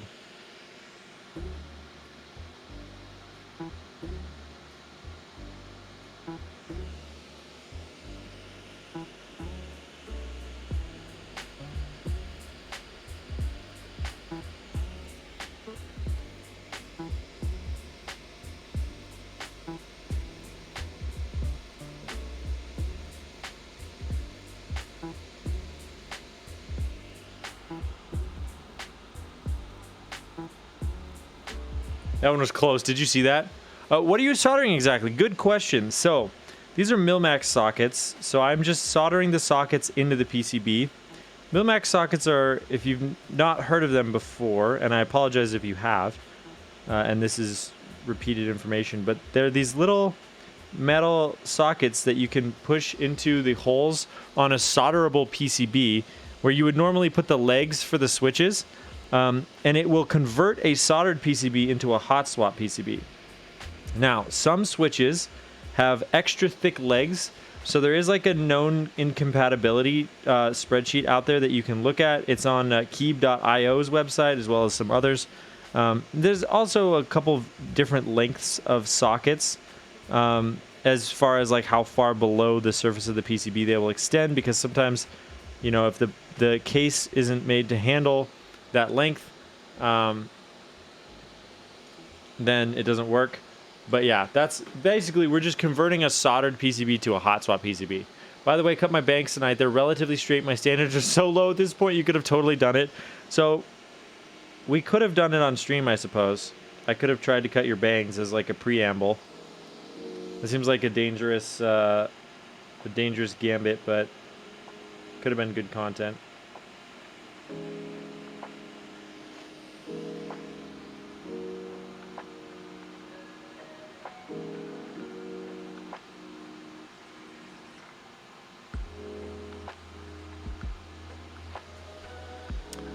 Never seen them at this angle. Ah, fair enough, yep. In fact, we can, hold on. This might be a slightly better angle now.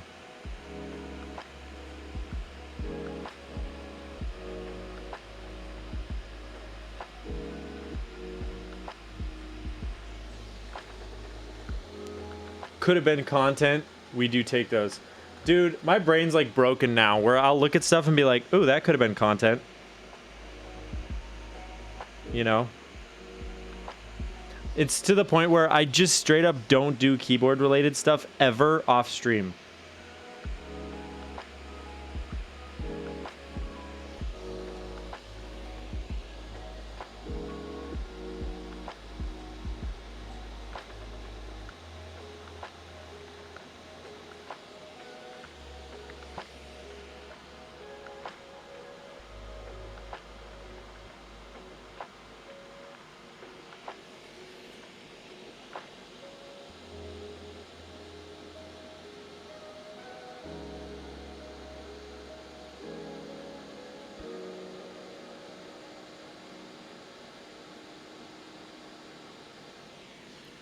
Yeah, the main issue with these sockets, though, is that if you play it too fast and loose, you end up filling them with solder, and once they're full of solder, they don't work anymore.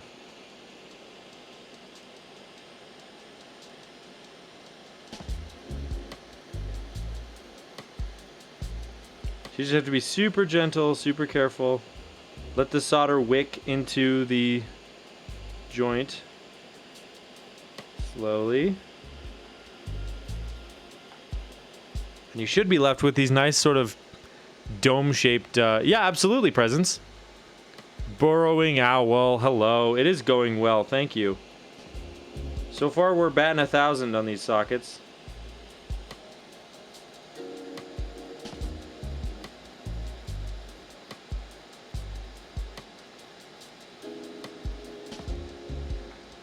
Appreciate you, Owl. Hope you're doing well. Motion sickness. If you need me to switch off, you absolutely... If any one of you is getting sick, let me know, and I will switch off.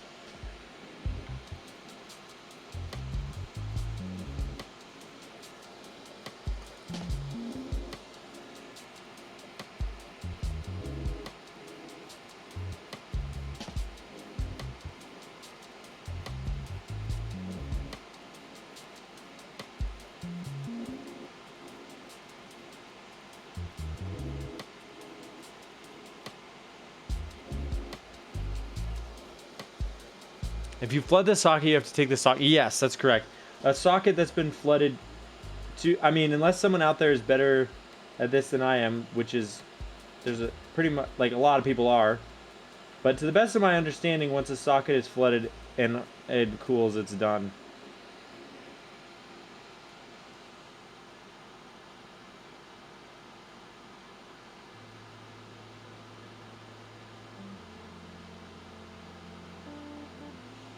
Which is unfortunate. Hold on, let's click on this group by link real quick and give the chat a break. 1 second.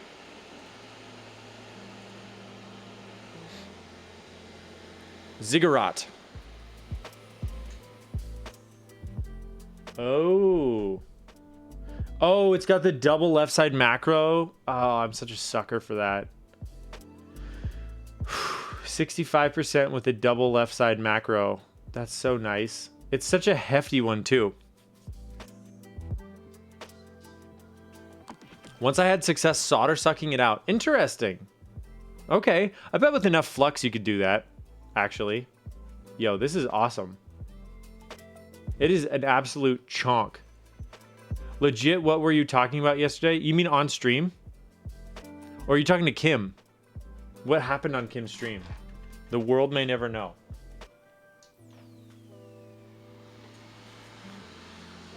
Just don't use 0305s. It will bottom out the board. Ah. Me? Okay, I don't know. I was wildin', dude. Kim streamed apparently in the middle of the night and then nuked the VOD. That's what I'm hearing.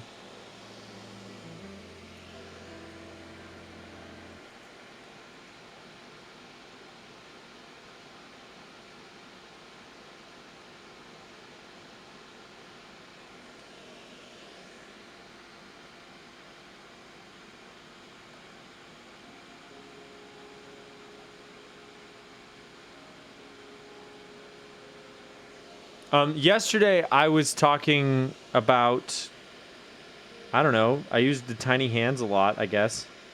I even played the drums with the tiny hands on, and it was very difficult.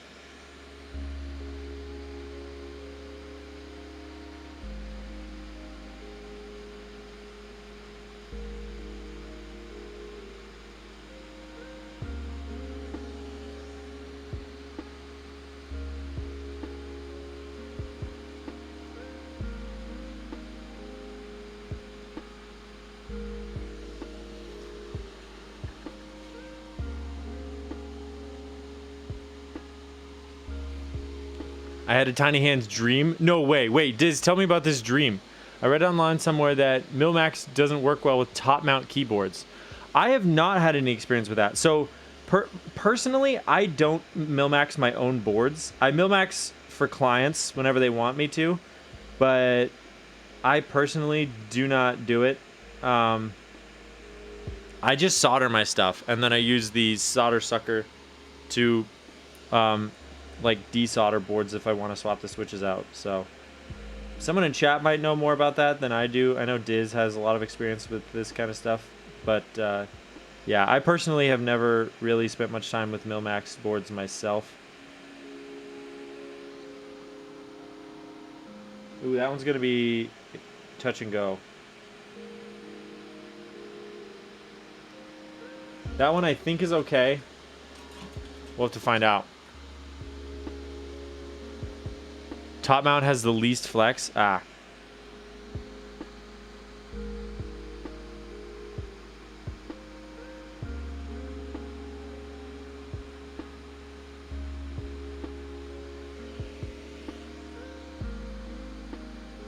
Yeah, I guess I don't see why top mount would be worse than gasket. I will say I would probably recommend against plateless if you're doing this. Maybe don't Millmax your 7V, but or your W1AT or something that has like a half plate.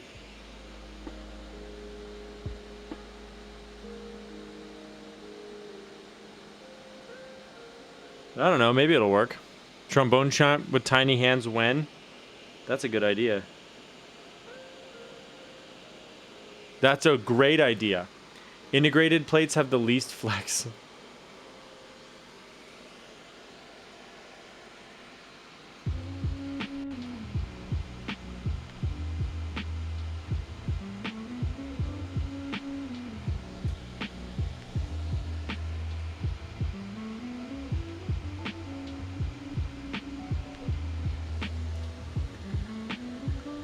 How did the electric trombone go? Does it work? I haven't actually built it yet because I want to make a YouTube video. So I need to film the process of building it. But we did get all the sensors in isolation working.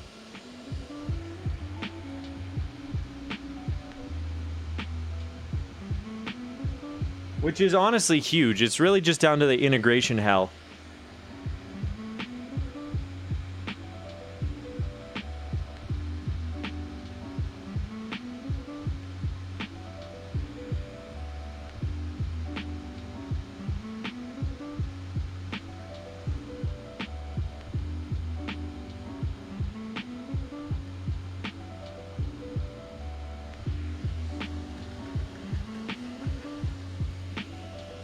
I may have flooded that socket. Hold on.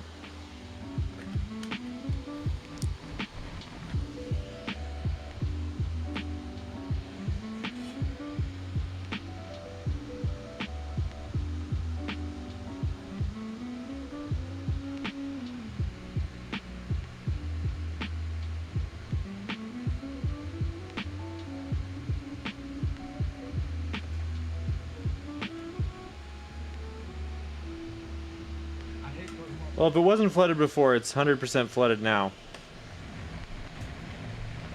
Alright, well, just keep moving. I just realized I don't own any solder wick. Oh.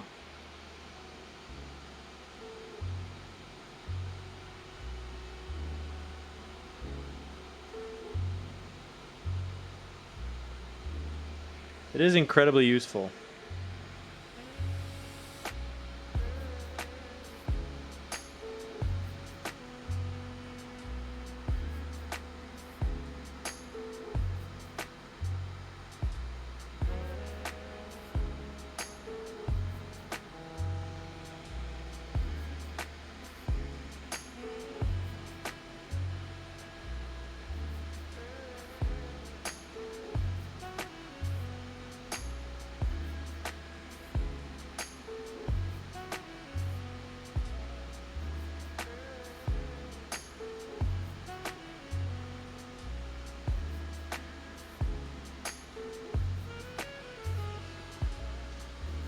Just don't make any mistakes, I guess. That's fair. Just curious, was considering that I'm on a keyboard I just got, ended up just soldering in the switches. To be honest, if you asked me, like, without knowing any external information about the board, I feel like you could totally get away with Millmaxing and top mount.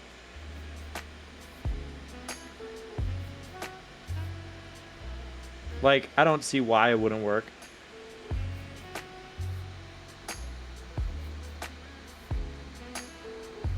Other than clearance issues with that particular board. I feel like it should be fine, you know?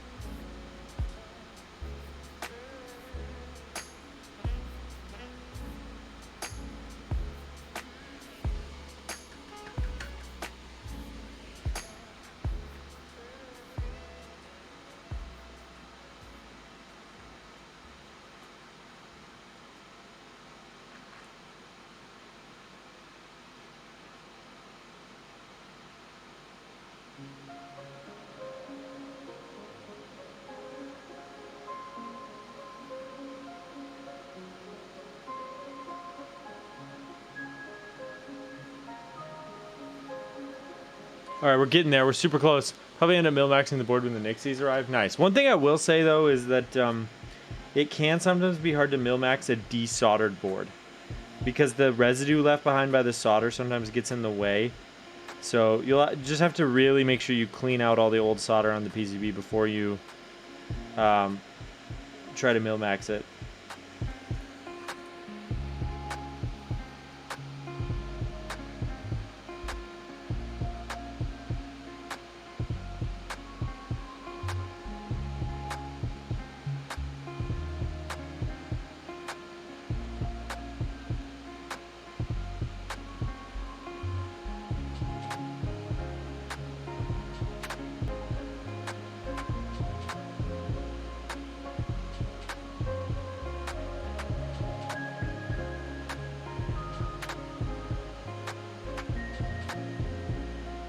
If you have a second PCB, that could be the way to go too. High risk of infilling the new sockets, yeah.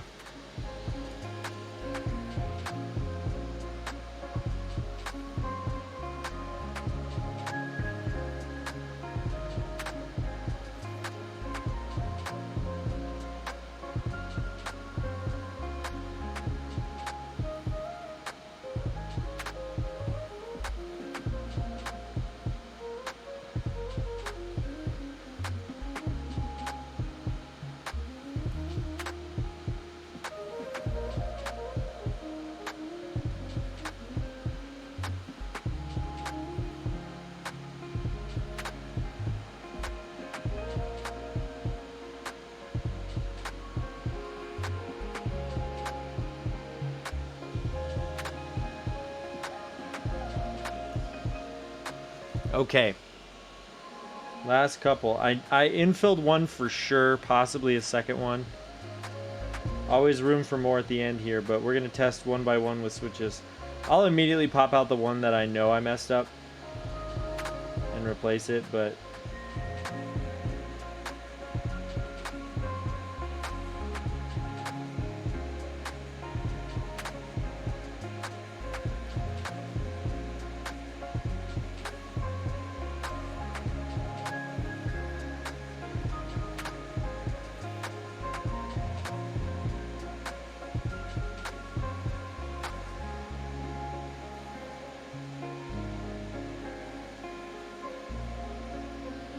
Okay.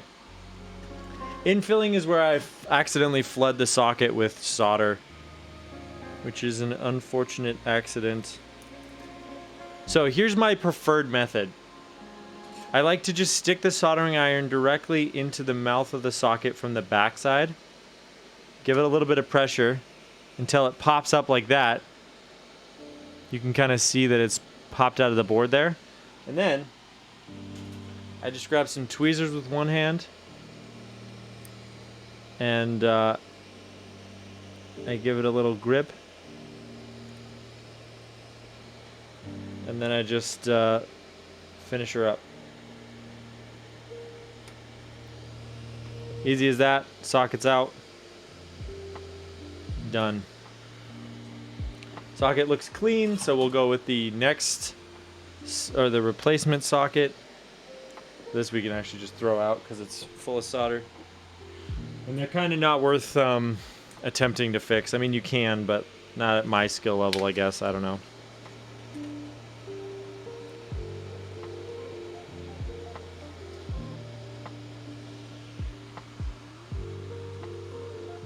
Let's use the toothpick.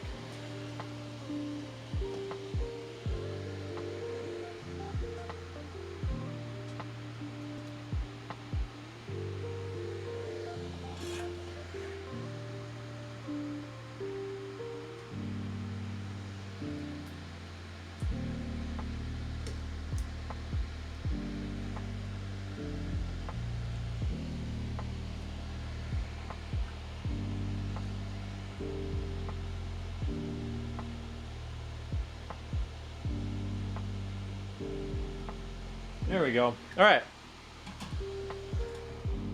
So now we should be good to go to take all of the... Let me check one more time just to make sure I didn't miss anything, because I don't want to rip this tape off and find out that there were sockets that didn't get soldered.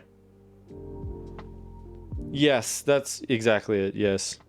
Oh, there is a socket that didn't get soldered. Sure, look at that. Have you seen the cat? She has been making noise from the other room. Would you like me to fetch her?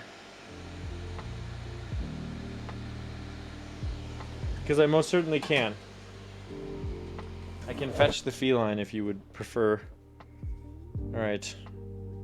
I shall be right back, and with cat.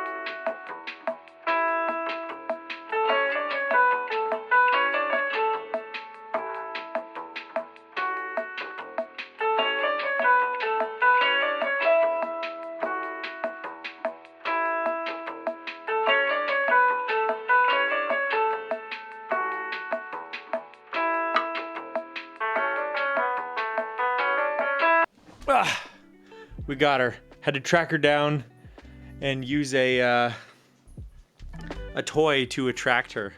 And she does not want to be here, but she is here. Once again. Hey, buddy. Hope you're doing good. Yeah. Alright. You want to go down? Probably. Your little heart's beating so fast. Just kind of upsetty spaghetti about this, huh? Yeah. Yeah. Alright. Bye.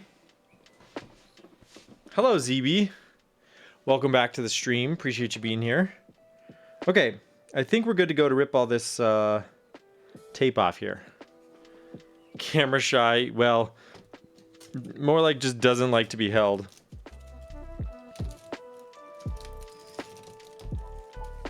She's a bit of a turkey like that.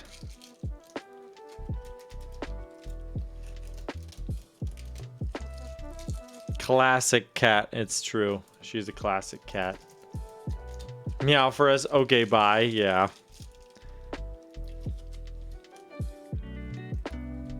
Well, my hands smell kind of weird. I don't know if it's the... Oh, it's the tape. This tape smells weird. I don't like the way this tape smells. Ick. Ew. Oh, I hate it. I hate it. Alright, we're gonna test this PCB now. Make sure every socket works. Yeah, it's whatever that heat-proof tape that you can buy is. I don't actually know the brand name, but yeah. It is, it's like a small electronics repair heat-proof tape that you can use. So it won't, like, melt and get all sticky and stuck to your PCB. Kapton? Yes, that is what it is.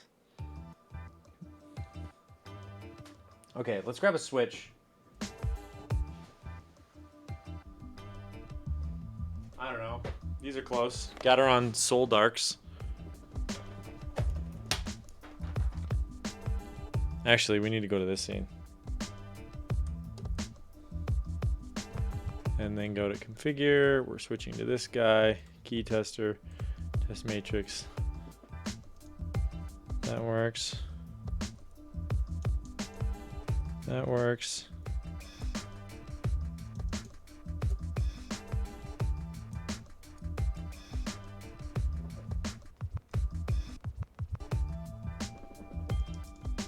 Nice. Good night, y'all. Time to dream of tiny hands. Please tell me tomorrow about your tiny hands dream. Tofu types? Yo. Welcome. Appreciate having you here, Tofu. How's it going? Welcome to my humble stream. May I welcome you on in to the bread basement. Appreciate you being here.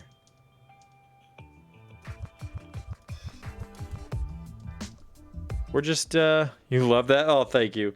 We're just testing out this Iron 165 PCB real quick that I Millmaxed. But yeah, welcome on in. Welcome on in. Thank you for the shout out mods. My goodness, this key tester is mad.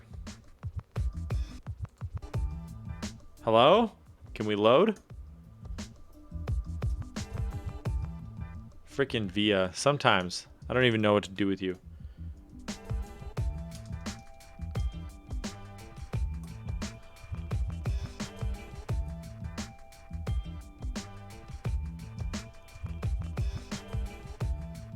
Would it be easier to put a switch in every spot rather than moving the same one around? Probably. Am I going to do that? Definitely not. I'm just going to keep boot scooting boogieing this switch around. Tofu, how you doing? How's it going for you? We're in the middle of client week. I got a massive order from a client, a lot of which is PCB repair work and desoldering and resoldering, and so we are Millmaxing this one. Exhausted but hanging in there. Preach. That is relatable. I feel that. Glad you're here, though. Thank you for joining the stream. First money back at work. Wait, what? Money back? You guys are getting money back? Oh, Monday, I think you mean. Oh, I think we do have... I think this socket is bad. Bummer. Okay. Yep, we got to pull that socket.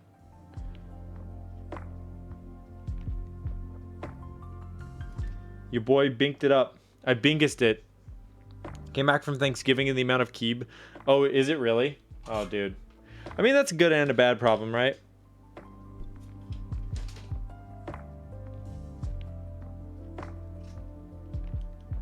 Oh, it's not even hot right now.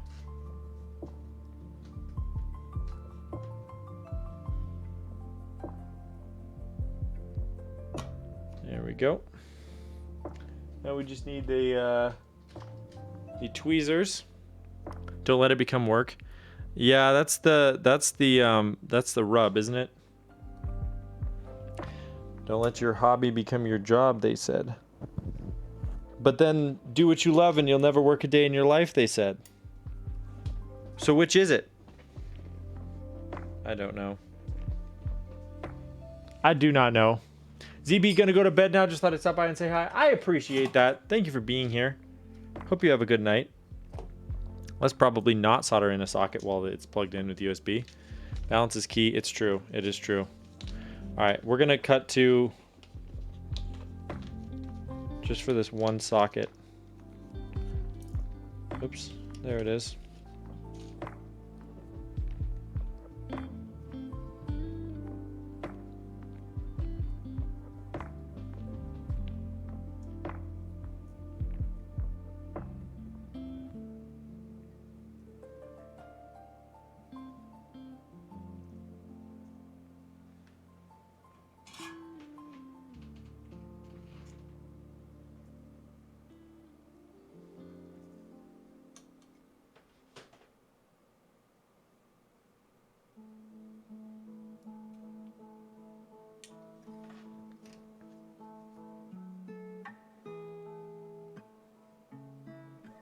Oh, come on.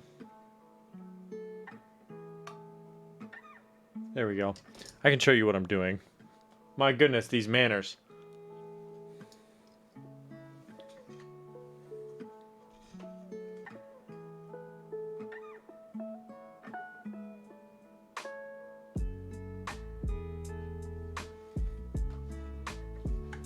Okay. It's not terrible. I'll slowly get through it. Nice. What do I... when do you want to watch Wednesday? Like the TV show? I don't know. I guess it's not something I'm worried about getting spoiled, so I'd rather watch Peaky Blinders at this point, and maybe Little Women.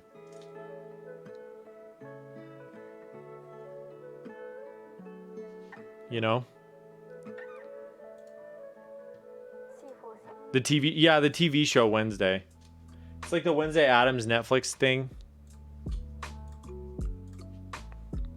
Okay.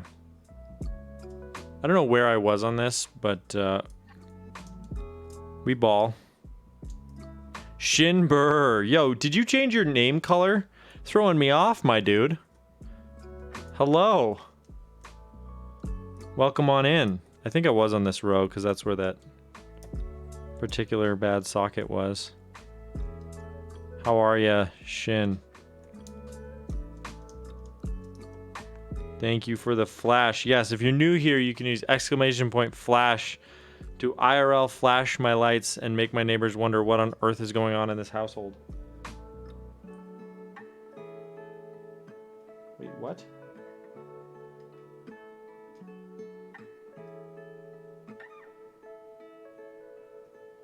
We have another suspect socket. That's unfortunate.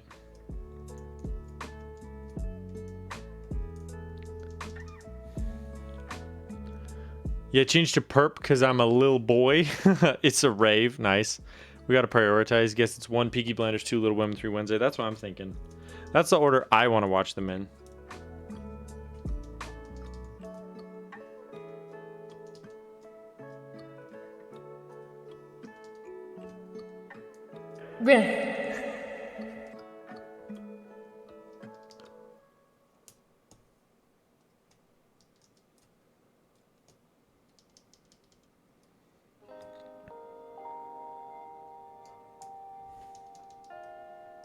Is Wednesday like that new Addams Family show? Yes, it is. And every time we open up Netflix to go watch Peaky Blinders, we see the ad for it and we're like, it looks okay. I don't know. I don't think it looks spectacular, but it looks entertaining. I don't know why they didn't release it before Halloween, though. That seems kind of silly. Maybe they did and I just wasn't looking.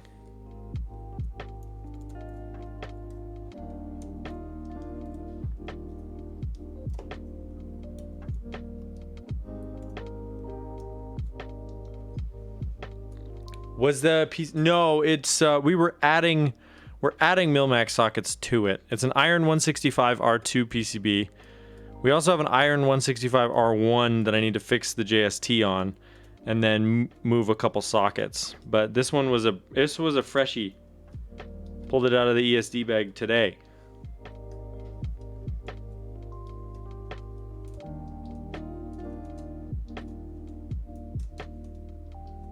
Okay. I think everything's good except for that one socket. This one. Dang it. So what's wrong here? Oh, yeah. All right.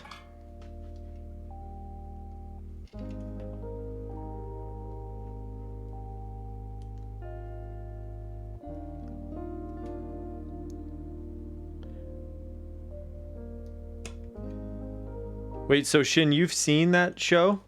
It was okay? Ouch, that was very hot. I picked up the molten socket off of my lap. BRB. Okay, thank you, Shin. Should I start a giveaway so you can try to win one from the throne?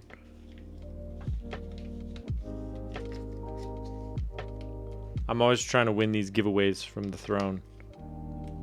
You know, Frank had a long stream. Geo had a long stream. Seems like the best way to win something.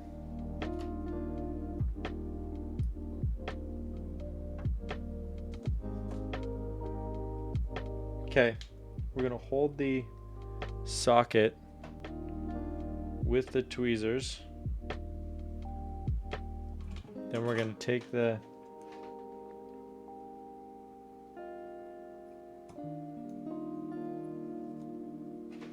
look at that. Precision. That's how you reinstall a socket.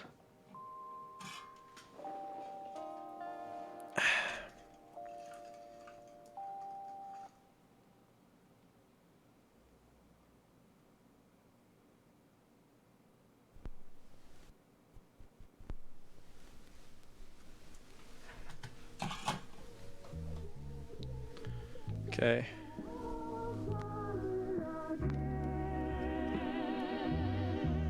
What?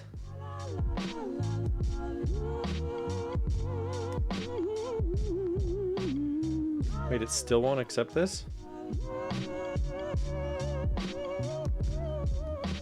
Is it just screaming unacceptable at me right now?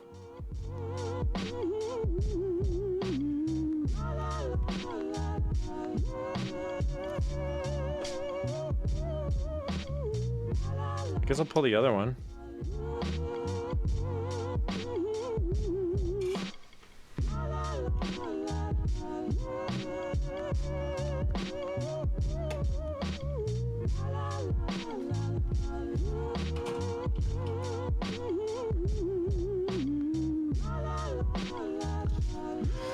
Sagittarius just came in from Cannon Keys Black Friday sale. Oh my goodness. Wait, it shipped that fast? My Onyx hasn't shipped yet. Yo, I want my Onyx. Cannon Keys. That's hype. That is hype, Owl.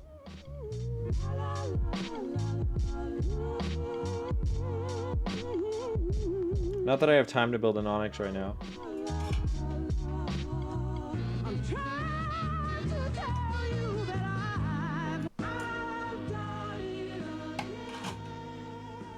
It was so freaking fast. I guess from Northeast to Michigan is faster than in Montana. Well, see, I haven't even gotten a shipping notification. That's the thing. Oh, no. I think there was too much solder on that when it slid in. So now this one's just straight up borked. Like the replacement got borked. It didn't even have a chance in this world. That's okay. That's why we have extras.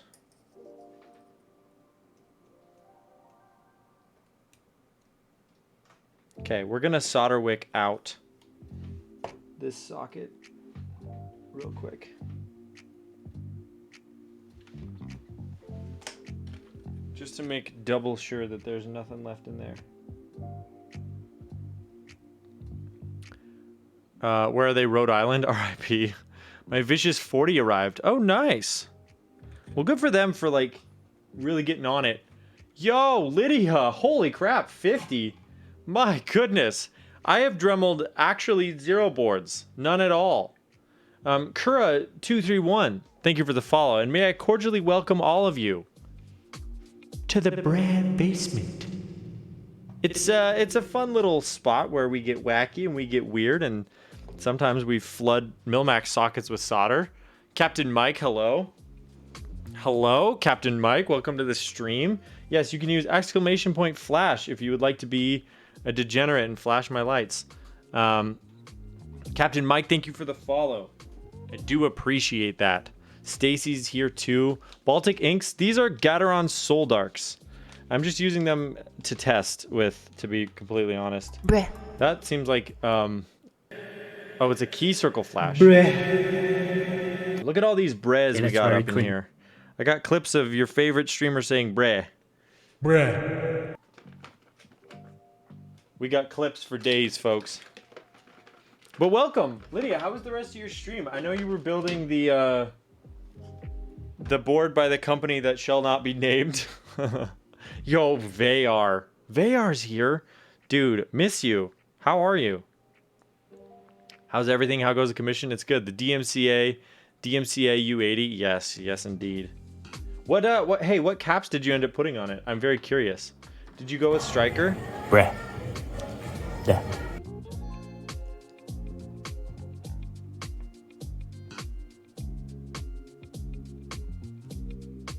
Twitch banned board DMCA. That's funny. Went with Striker. IKEA board. Let's go. Such a classy look. Okay, we're gonna solder this last hot swap socket in. Hold on, everybody.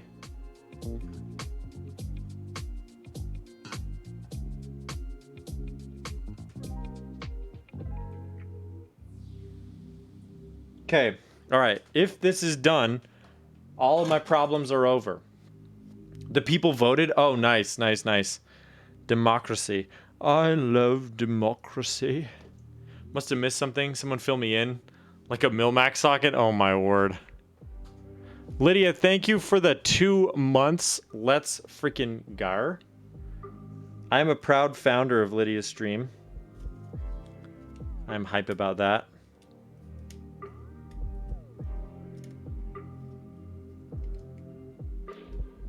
Okay. Cool. Look at that. All the sockets work. Let's pull up the keep tester real quick just to make sure that everything is still good in the hood. Oh yeah. These all still work, baby. Can't have them not be working. It's not what the client wants. The client didn't send me this to have it come back not working. What the heck? Okay. All right. So that is part one of what we're trying to accomplish here today. We have successfully Millmaxed the R2 PCB.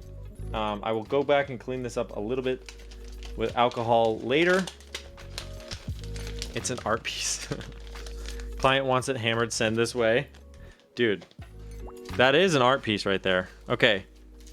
So we have the JST and the PCB. Okay. This is an already Millmaxed PCB. So we're just going to move some sockets around. Let me check the client briefing real quick. Where do I put this? We'll just stick this here for now. 1 second. Okay. We got to look up the... They said... Remove the split backspace and make it 2U and fix the JST. Well, that's easy. We can do that. Umbi Wumbi, hello and welcome. Yes, Umbi Wumbi, this is indeed an Iron 165. This is the R1 PCB. We just finished the R2 Millmaxing, and now we're just fixing the JST here. So let's have a peep here. Let's take our peepers out. And let's gaze upon this and see where this freaking socket. Oh, there is. Well, that's where it went. Oh yeah. This is easy. There weren't even any. We didn't even have any collateral damage on this. There wasn't even a lifted pad. So what we're gonna do is we're gonna put some flux down, just a little flux. Never hurt anybody. And then we're gonna take the desoldering braid or the solder wick.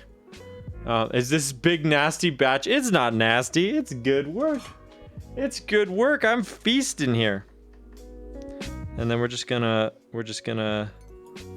melt this a little bit. We're gonna take our solder wick. We're gonna wick up some of this stuff. But yes, this is my massive client shipment. I'll just clean that right up. Beauty. Oh, it's a real beauty, isn't it? How's your Black Friday Cyber Monday? Thank you for asking. I purchased a new monitor for my wife's PC. That's probably the most exciting thing I did. Do I have any freaking Schwabs? Where'd I put my Schwabs? I have all these alcohol Schwabs and I don't know where I put them. I'm just gonna use a paper towel for now.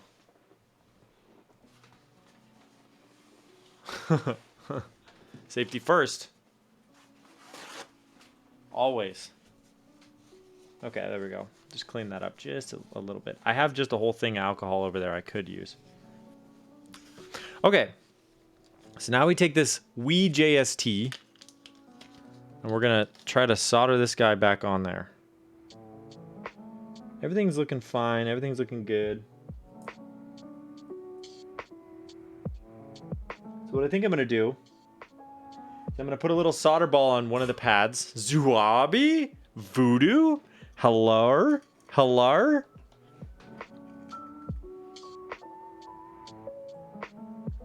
Okay, so I'm gonna do that. And then I'm gonna take the tweezies. And I'm gonna melt this JST on there. Nice. I think that's good. The action cam. Oh no, it's not good. It's absolutely horrifically bad. 1 second.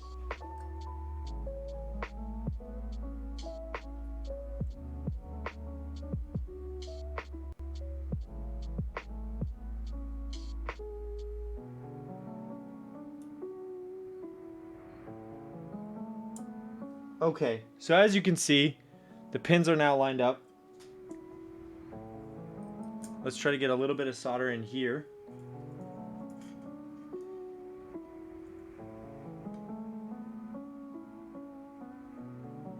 Let's put some flux on it first. One moment.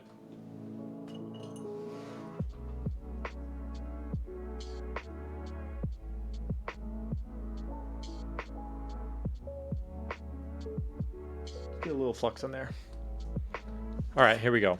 Back at it. I'm gonna tin the tip of this soldering iron, and then I'm gonna try to flow it in.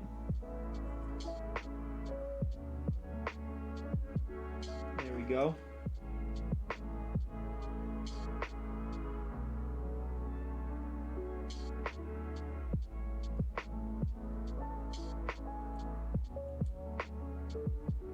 Okay, we got a little short there. That's okay, we'll just use this wick, pull it off. Unsettling, but cool. We take those.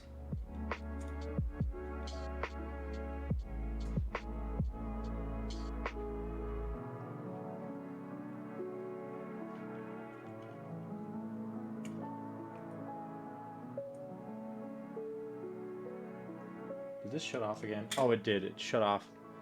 That's why it wasn't working.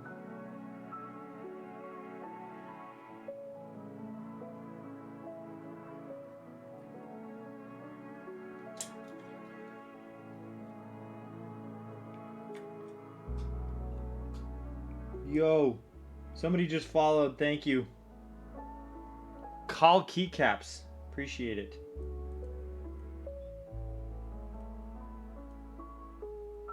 Are you yet another artisan maker? My chat is replete with talented artisan makers. If so, thank you for being here. Okay, let's see if that works. No, just a builder. What are you doing? I am trying to reattach a JST. It's going okay.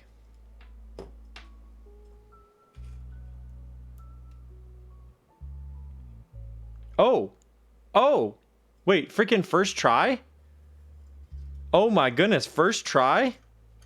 Hold on. Hello? Hello? Hello? Okay. Let's go to the... Let's find the mouse for one thing. Freaking mouse, where did you go? There it is. Whoo! It's working. We'll just spot check a couple of these. Look at that. First freaking try. I'm prescribing you all with vertigo some medicine to continue watching. Yeah, I'm sorry. It do be kind of sickening. Okay. Great. It did work. I am slightly unsatisfied with how level it is. Maybe we'll try to fix that real quick. 1 second. There we go. It was riding a little high. Let's make sure that it still works now.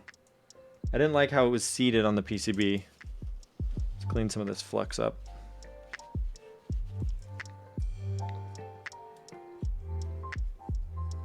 USB noises.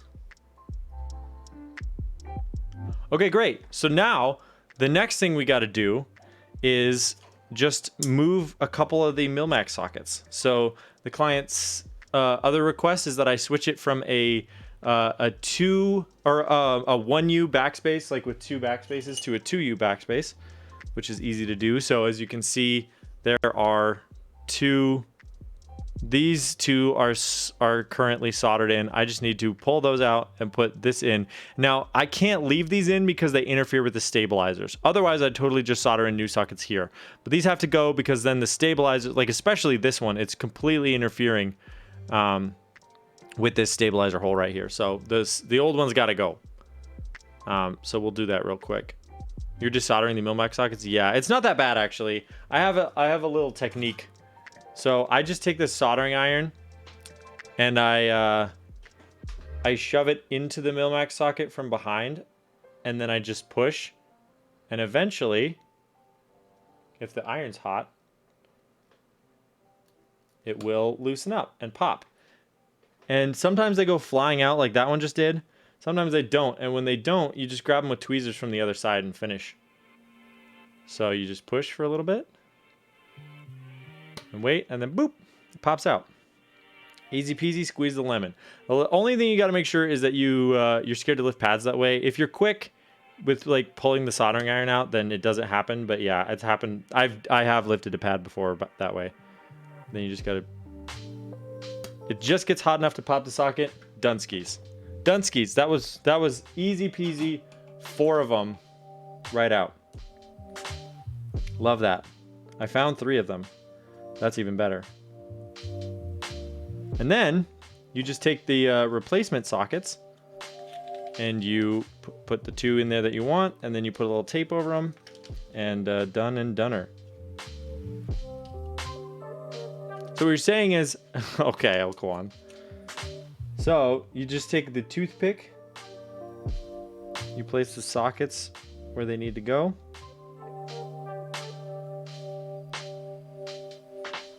These are a little bit of a tight fit on the R1 PCB. I have been made aware of that, but they should still work.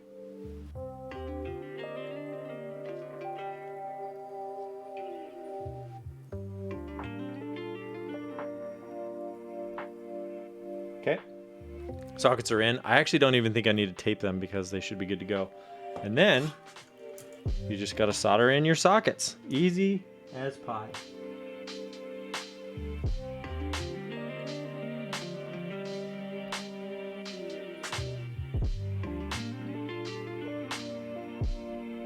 Done. Sockets in. Right in that little garage, huh? All right, so now we plug the JST back in because we need to test to make sure that socket works. And we'll grab our donor switch as well. We'll pull up via. We'll install our switch. Oh, interesting. Okay, so the mapping is a little bit off, but the socket's working. Beauty. Let's do a quick reset. Configure. We'll switch to this guy. And, oh, we can also go to layouts and disable split backspace, which will update the firmware, and then change this to backspace. Where is backspace? Backspace. There we go. Then if we go to the key tester and we switch to matrix, boom, that works. Disable that. You can see backspace is working. Done. Millmax socket is done. Okay. I wish Geo had this cam for cable night. It is kind of cool to be able to show chat, because honestly, Millmaxing is how I even got started with this camera, because yeah, people would be like, wait, how do you do that? It was Millmaxing and soldering on a USB-C port that people ask the most questions about.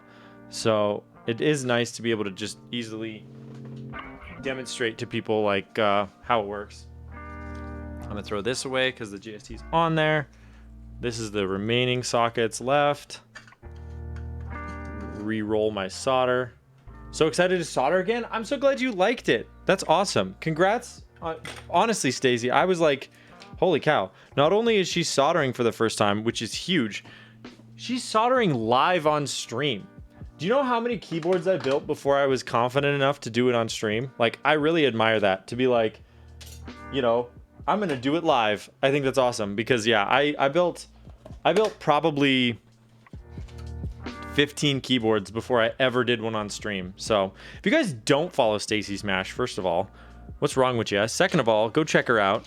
Awesome Keeb streamer, one of the fellow streamers for Keebsmas, which is coming up quite soon, starting the 13th of December. But yeah, it's awesome to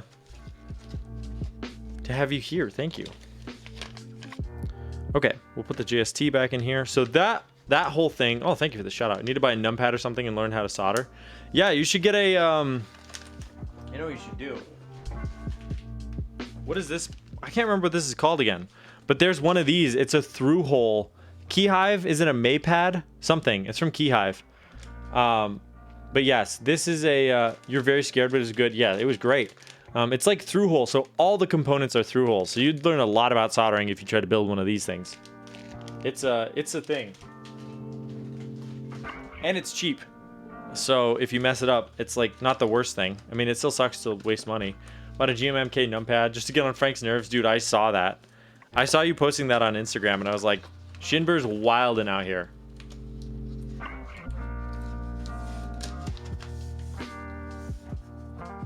Rogue, I learned on a Canon key. Yes, practice. dude, Cannon Keys is kind of honestly underrated IMO. Like Cannon Keys has some really solid boards. Like the Bakanoko series is awesome for the price. The Practice and the Stacked series are awesome for like first level keyboards.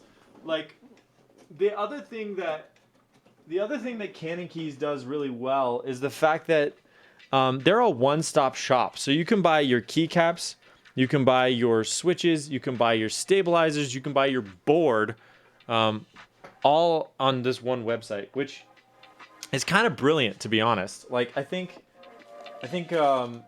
maybe Divinity would be the only other one, but they don't really, they stock, at least in North America, they stock KBD Fans product, which, you know, KBD Fans is also a one-stop shop. But as far as like the North America vendors go, Cannon Keys is kind of got it going on. Maybe Novel Keys, I think you could buy stabilizers there, but just got the Brutal 60 and a Vicious 40. Let's go. I'm waiting for my Onyx to ship because I freaking love that layout. You know, the Efroless TKL with the macro pad, that's my jam. That is my actual jam. Okay. Well, everybody. What do we do? It's been 2.5 hours, which feels short for a stream. Long boy, exactly. I love me a good long boy. Divinity's talking about Divinity's got the KBD, you know, 67 V4s are interesting. More content. I mean, LOY 42. Thank you for the follow. I appreciate it. You're waiting on the XO70. Ooh, we could raid out to Yura. We could play drums for a little bit. Also, that's an option. I don't know. Other than those two questionable choice, other than that one content thing, that's all I got right now. So I guess, what do you guys want to do? Do you want to raid out, or story time? Because it's Patty playing World of Warcraft, Zanyard playing World of Warcraft, Yura who's just chatting but she's doing ICGB stuff. Story time? Well, I don't. What do you mean? Like, what kind of stories? I'm trying to think of what kind of stories I could even tell. Do you guys have any prompts? I'm gonna build my first 40 this week, a Keychron Q9. Gonna try plus your Q0 numpad at work. Nice. Tell us a story. Anything? Wait, what's Mikoshika? Tell us about the time you met my mom. Oh my word. Okay, we're gonna read a police report. So for those of you who don't know, I live in a small town, and they publish the police reports, the funny ones at least, in a book. And I converted this telephone into a microphone. So what I like to do is read police reports through this telephone. Now, the page that was selected was page 101. So let's see. Tell me about the time you met me. Alex Odos rated you. That's when I met you, I think. No, I think I saw you stream a little bit before that. All right.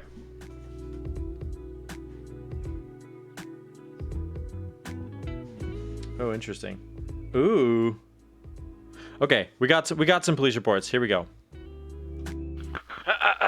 April 19th, 1988, catnapping. When an unknown woman made off with a pet cat at Doolittle's Pet Shop in the main mall. May 23rd, 1988, suspicious ninja warriors late Saturday night in the 200 block of South 16th Avenue. According to the report, the warriors were, quote, not very good ninjas, end quote. One of the youthful swordsmen was taken home, and, quote, the night of ninjas is over, end quote, the report concluded. There you go. There were some ninjas in the street in 1988. That's what was happening in May in Montana. So, believe it or not, that's what went down. My goodness. What kind of... Okay, you were born in 88? Let's go. It was a wild year. Ninjas in Montana. Whatever ninjas you're going to get in Montana. Listen, if you guys want me to tell you a story, you got to ask me a question. What do you want to know about me? We could do a Q&A. We could do a little bit of an end stream Q&A. I was born in 97. Boring. I was born in 93, so I split the difference there. Almost exactly, I think. Social security story. Oh, yes. Would you like to know my social security? Will you play something on the drums? I absolutely can. Biggest fear? Probably horses. Not really, but I am scared of horses. Yeah, we can play the drums. Do you want to play? What's you know, we got any suggestions? I can pick stuff from like the music I've been vibing with. AMA time. Ask me questions. Yeah, if you want to do, I can play some drums and then we can do a little AMA. We can do a couple songs, huh? Magic School Bus theme song? Dude. Let's go over and play the Magic School Bus theme song real quick. I think we have to do that. That seems like an actual necessity because we watched that. Favorite flavor of chips? Sour cream and onion, probably. Love those. Okay. Hold on. Take off my glasses. We'll mosey on over to the drum kit. Well, actually, we gotta move this. All right, and then please bear with me while I put in my in-ear monitors. Oh, let me put chat over here too. I have a second monitor for chat.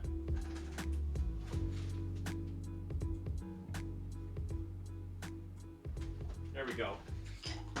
Now I can see y'all. Most fave sneaker. My favorite sneaker that I own right now is my All Hallows Eve off-white Blazers. Sour cream and onion, doesn't like ranch powder. I don't like eating ranch powder, but I don't mind ranch. I think that's perfectly reasonable, Insty. That's why you're my favorite white boy? There he is! That's my favorite white boy! How you started in the Keeb hobby. Ooh, I could talk about that. We could give an origin story. Alright, let's find the Magic School Bus theme, shall we?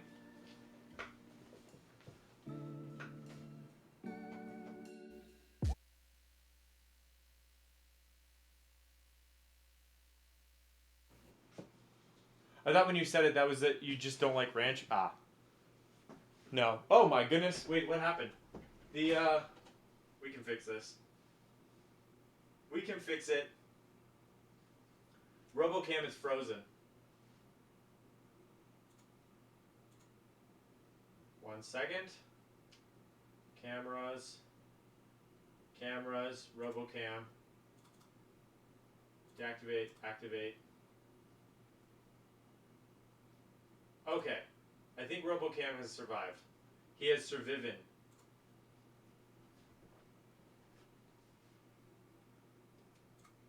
Okay.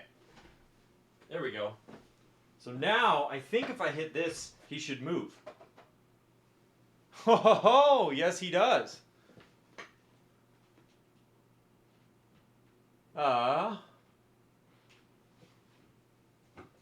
Okay. Let's find the Magic School Bus theme song. What IEMs are these? These are the 64 audio A12Ts. So they're the 12 driver custom in-ears. All right, let's find the Magic School Bus.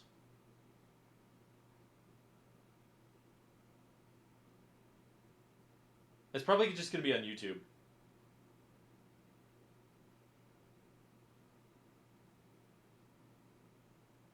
Magic School Bus theme song. It's a minute long. Here we go.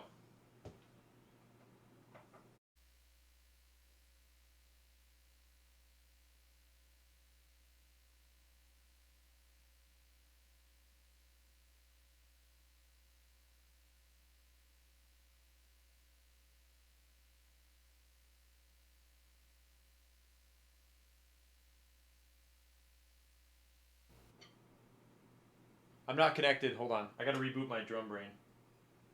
It's really mad at me. Okay. Is it possible to control both? Wait, what do you mean?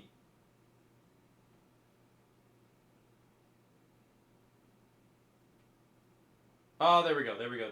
Okay.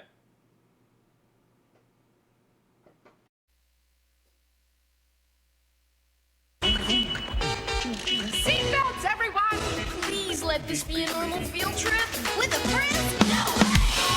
Cruising on down Main Street, you're relaxed and feeling good. Next thing that you know you see it. What's in the neighborhood? Surfing on the sound wave, swinging through the stars. Take a left at you and testing. Take your second right back on the magic scuba. Alligator, climb on the magic scuba. Swing, wait, turn two. Magic scuba. Drop the river of love. Magic scuba. Such a fine baby. So step your butt back to the seat. Come on in and don't be shy. Just to make your day complete. You might get baked into a pie on the magic scuba. Step inside, it's a wild ride. Come on, ride on the magic scuba.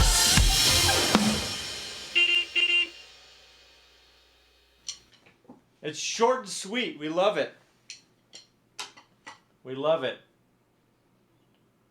Any other beep beep, any other suggestions for stuff you want me to play? That's fun. I like that one.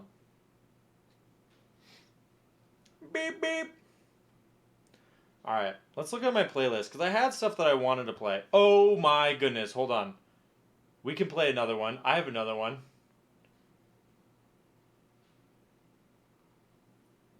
How long is this one? It's shorter, but we can go with it.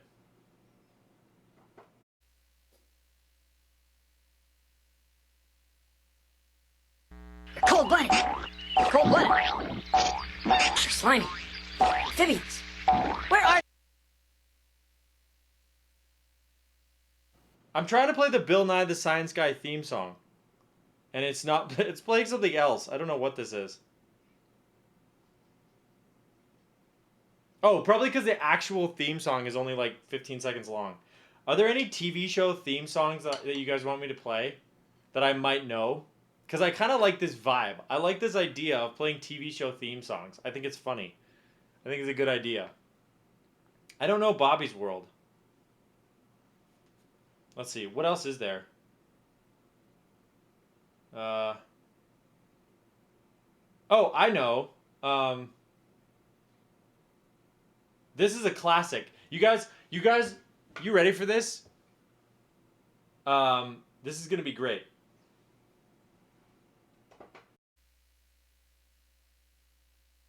Show me the door. I cannot stand to wait anymore. Somebody say, be what you be. We could be old and cold and dead on the sea. But I love you more than words can say. I can't count the reasons I should stay. Give me some more time and dream. Give me the hope to run out of steam. Somebody say we could be here, we could be wrong. So tired of living here. I can't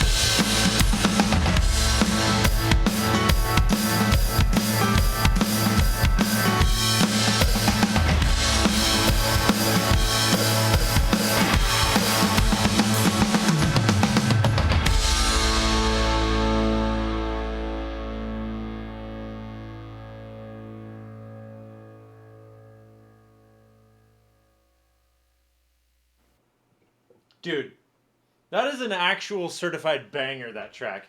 If you guys haven't seen Community, first of all, what's wrong with ya? Second of all, that's like probably my favorite TV show theme song of all time. Like, it's one of my favorite shows. Wait, Dog the Bounty Hunter? I don't know that one. Should I improv it? Dog the Bounty Hunter theme song. I've never heard this before. I've never seen this show. We're gonna it's 50 seconds long. Let's see how this goes. All right, here we go.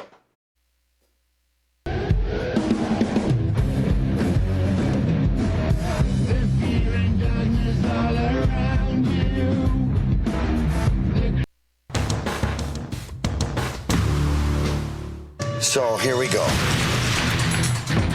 It's 3 days before the wedding. This family hunts. What about your baby daughter's wedding? Mrs. Dog, come on out here. This bounty is just interfering with this wedding. This is not a good area. In the cars, let's go, go, go. Come on, Dreddy.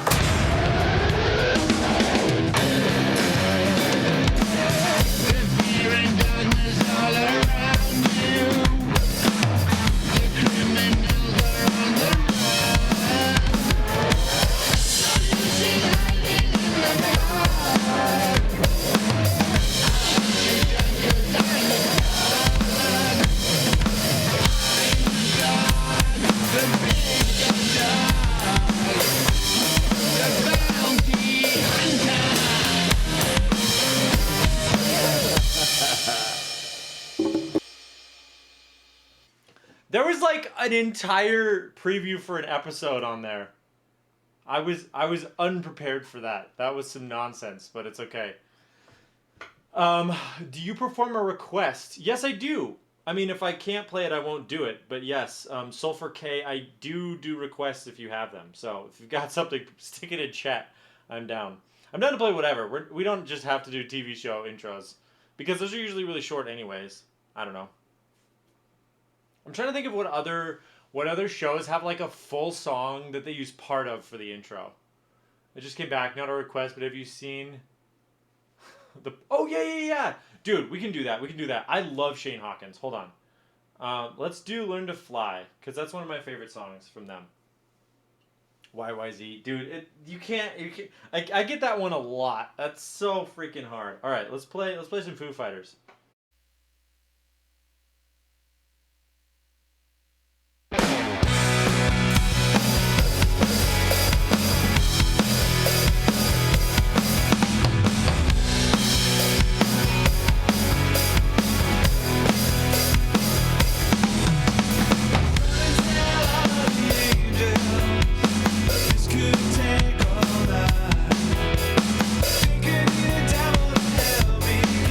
Things right.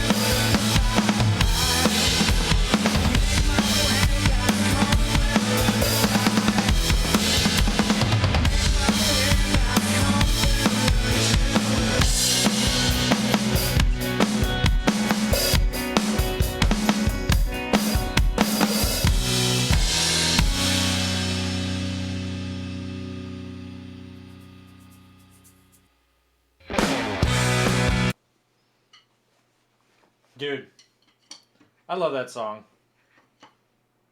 R.I.P. Taylor Hawkins. Seriously, an underrated drummer. Like, I always think about, like, you know, him having to play drums in a band with the drummer from Nirvana and still crush it so hard. Like, I feel like I'd be a nervous wreck if I was playing drums for Dave Grohl, who I know is an incredible drummer, you know? Oh, we could play some Bia Badooby. Bia Badooby freaking slaps. What a good suggestion. We could play my favorite track off of her newest album, Beatopia, which is possibly my album of the year. If you don't know Bia Badooby... Oh, by the way, mods, if any mods are in here, can you change my category to music?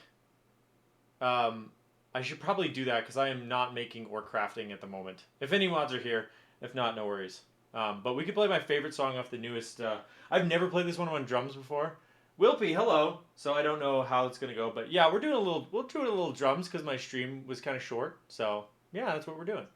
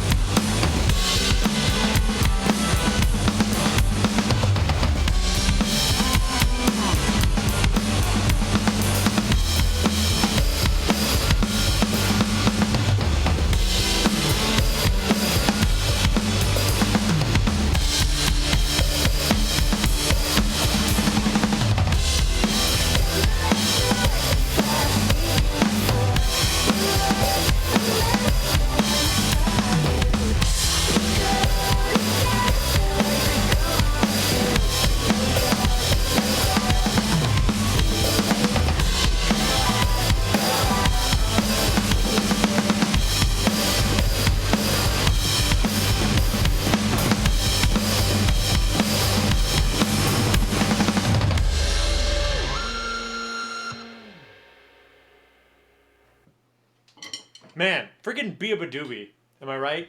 Let me change my category real quick. 1 second. This will be easy peasy. Squeeze the lemon. Don't worry about it, everybody. Boop. Done.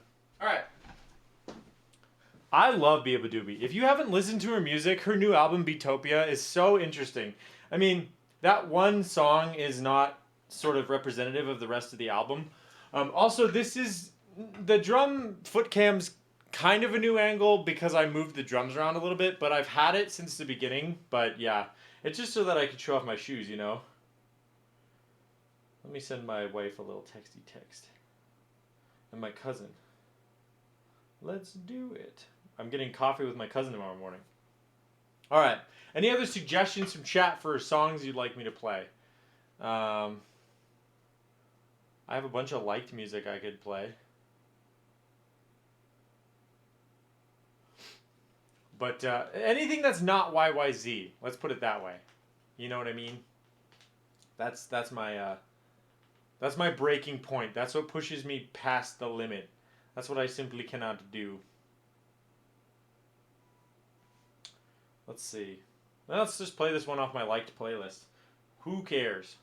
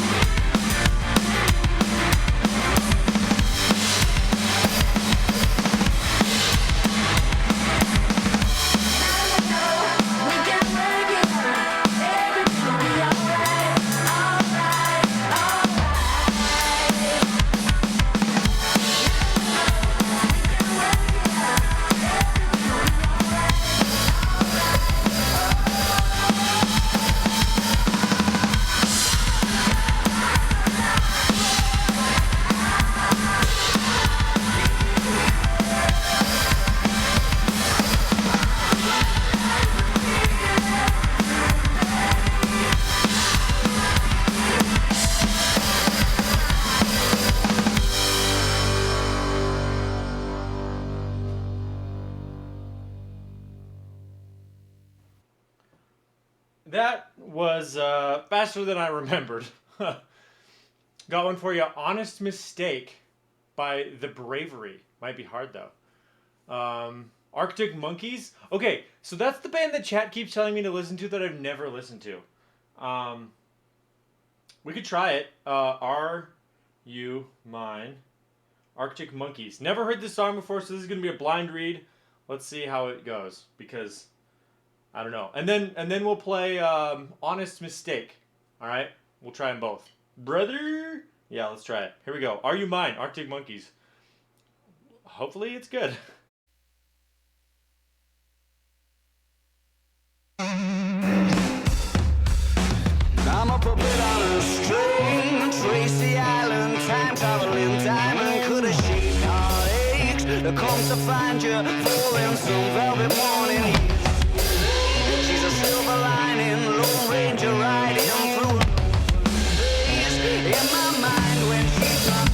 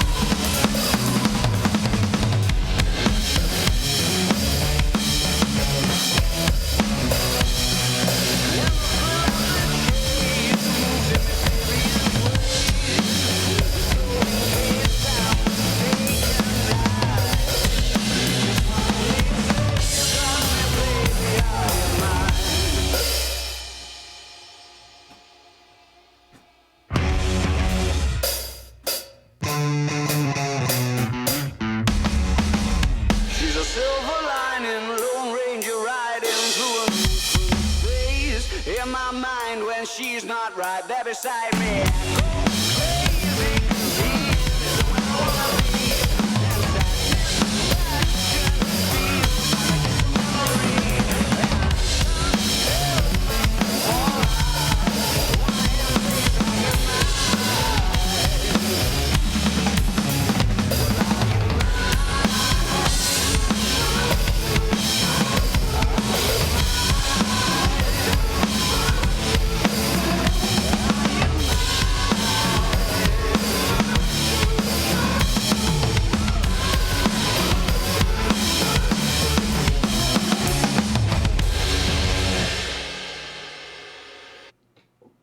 Oh my goodness. That had a lot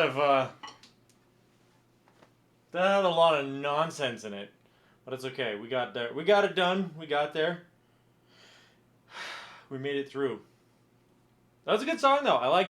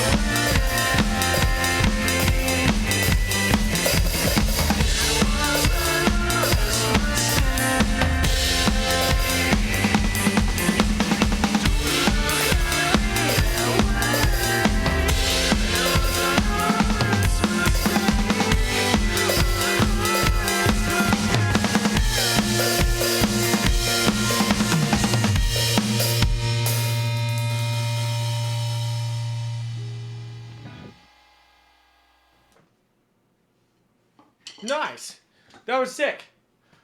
That was a great suggestion. Thank you. I'm tired. Want to try Korean rock song? Okay, I'll do one more song. We can do a Korean rock song. What you got for me?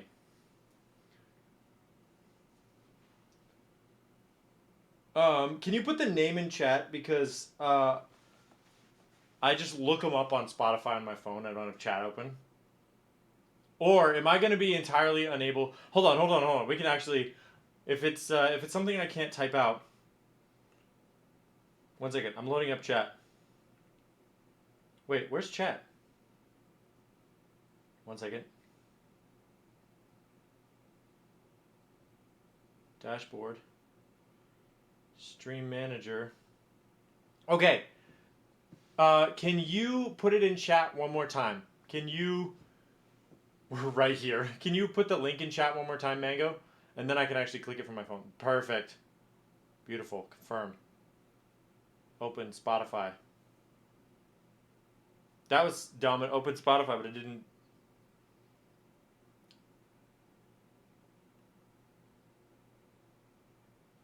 Tokyo Inn. Okay. I got it.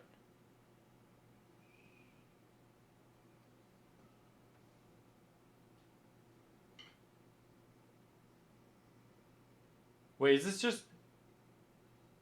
Okay, here we go.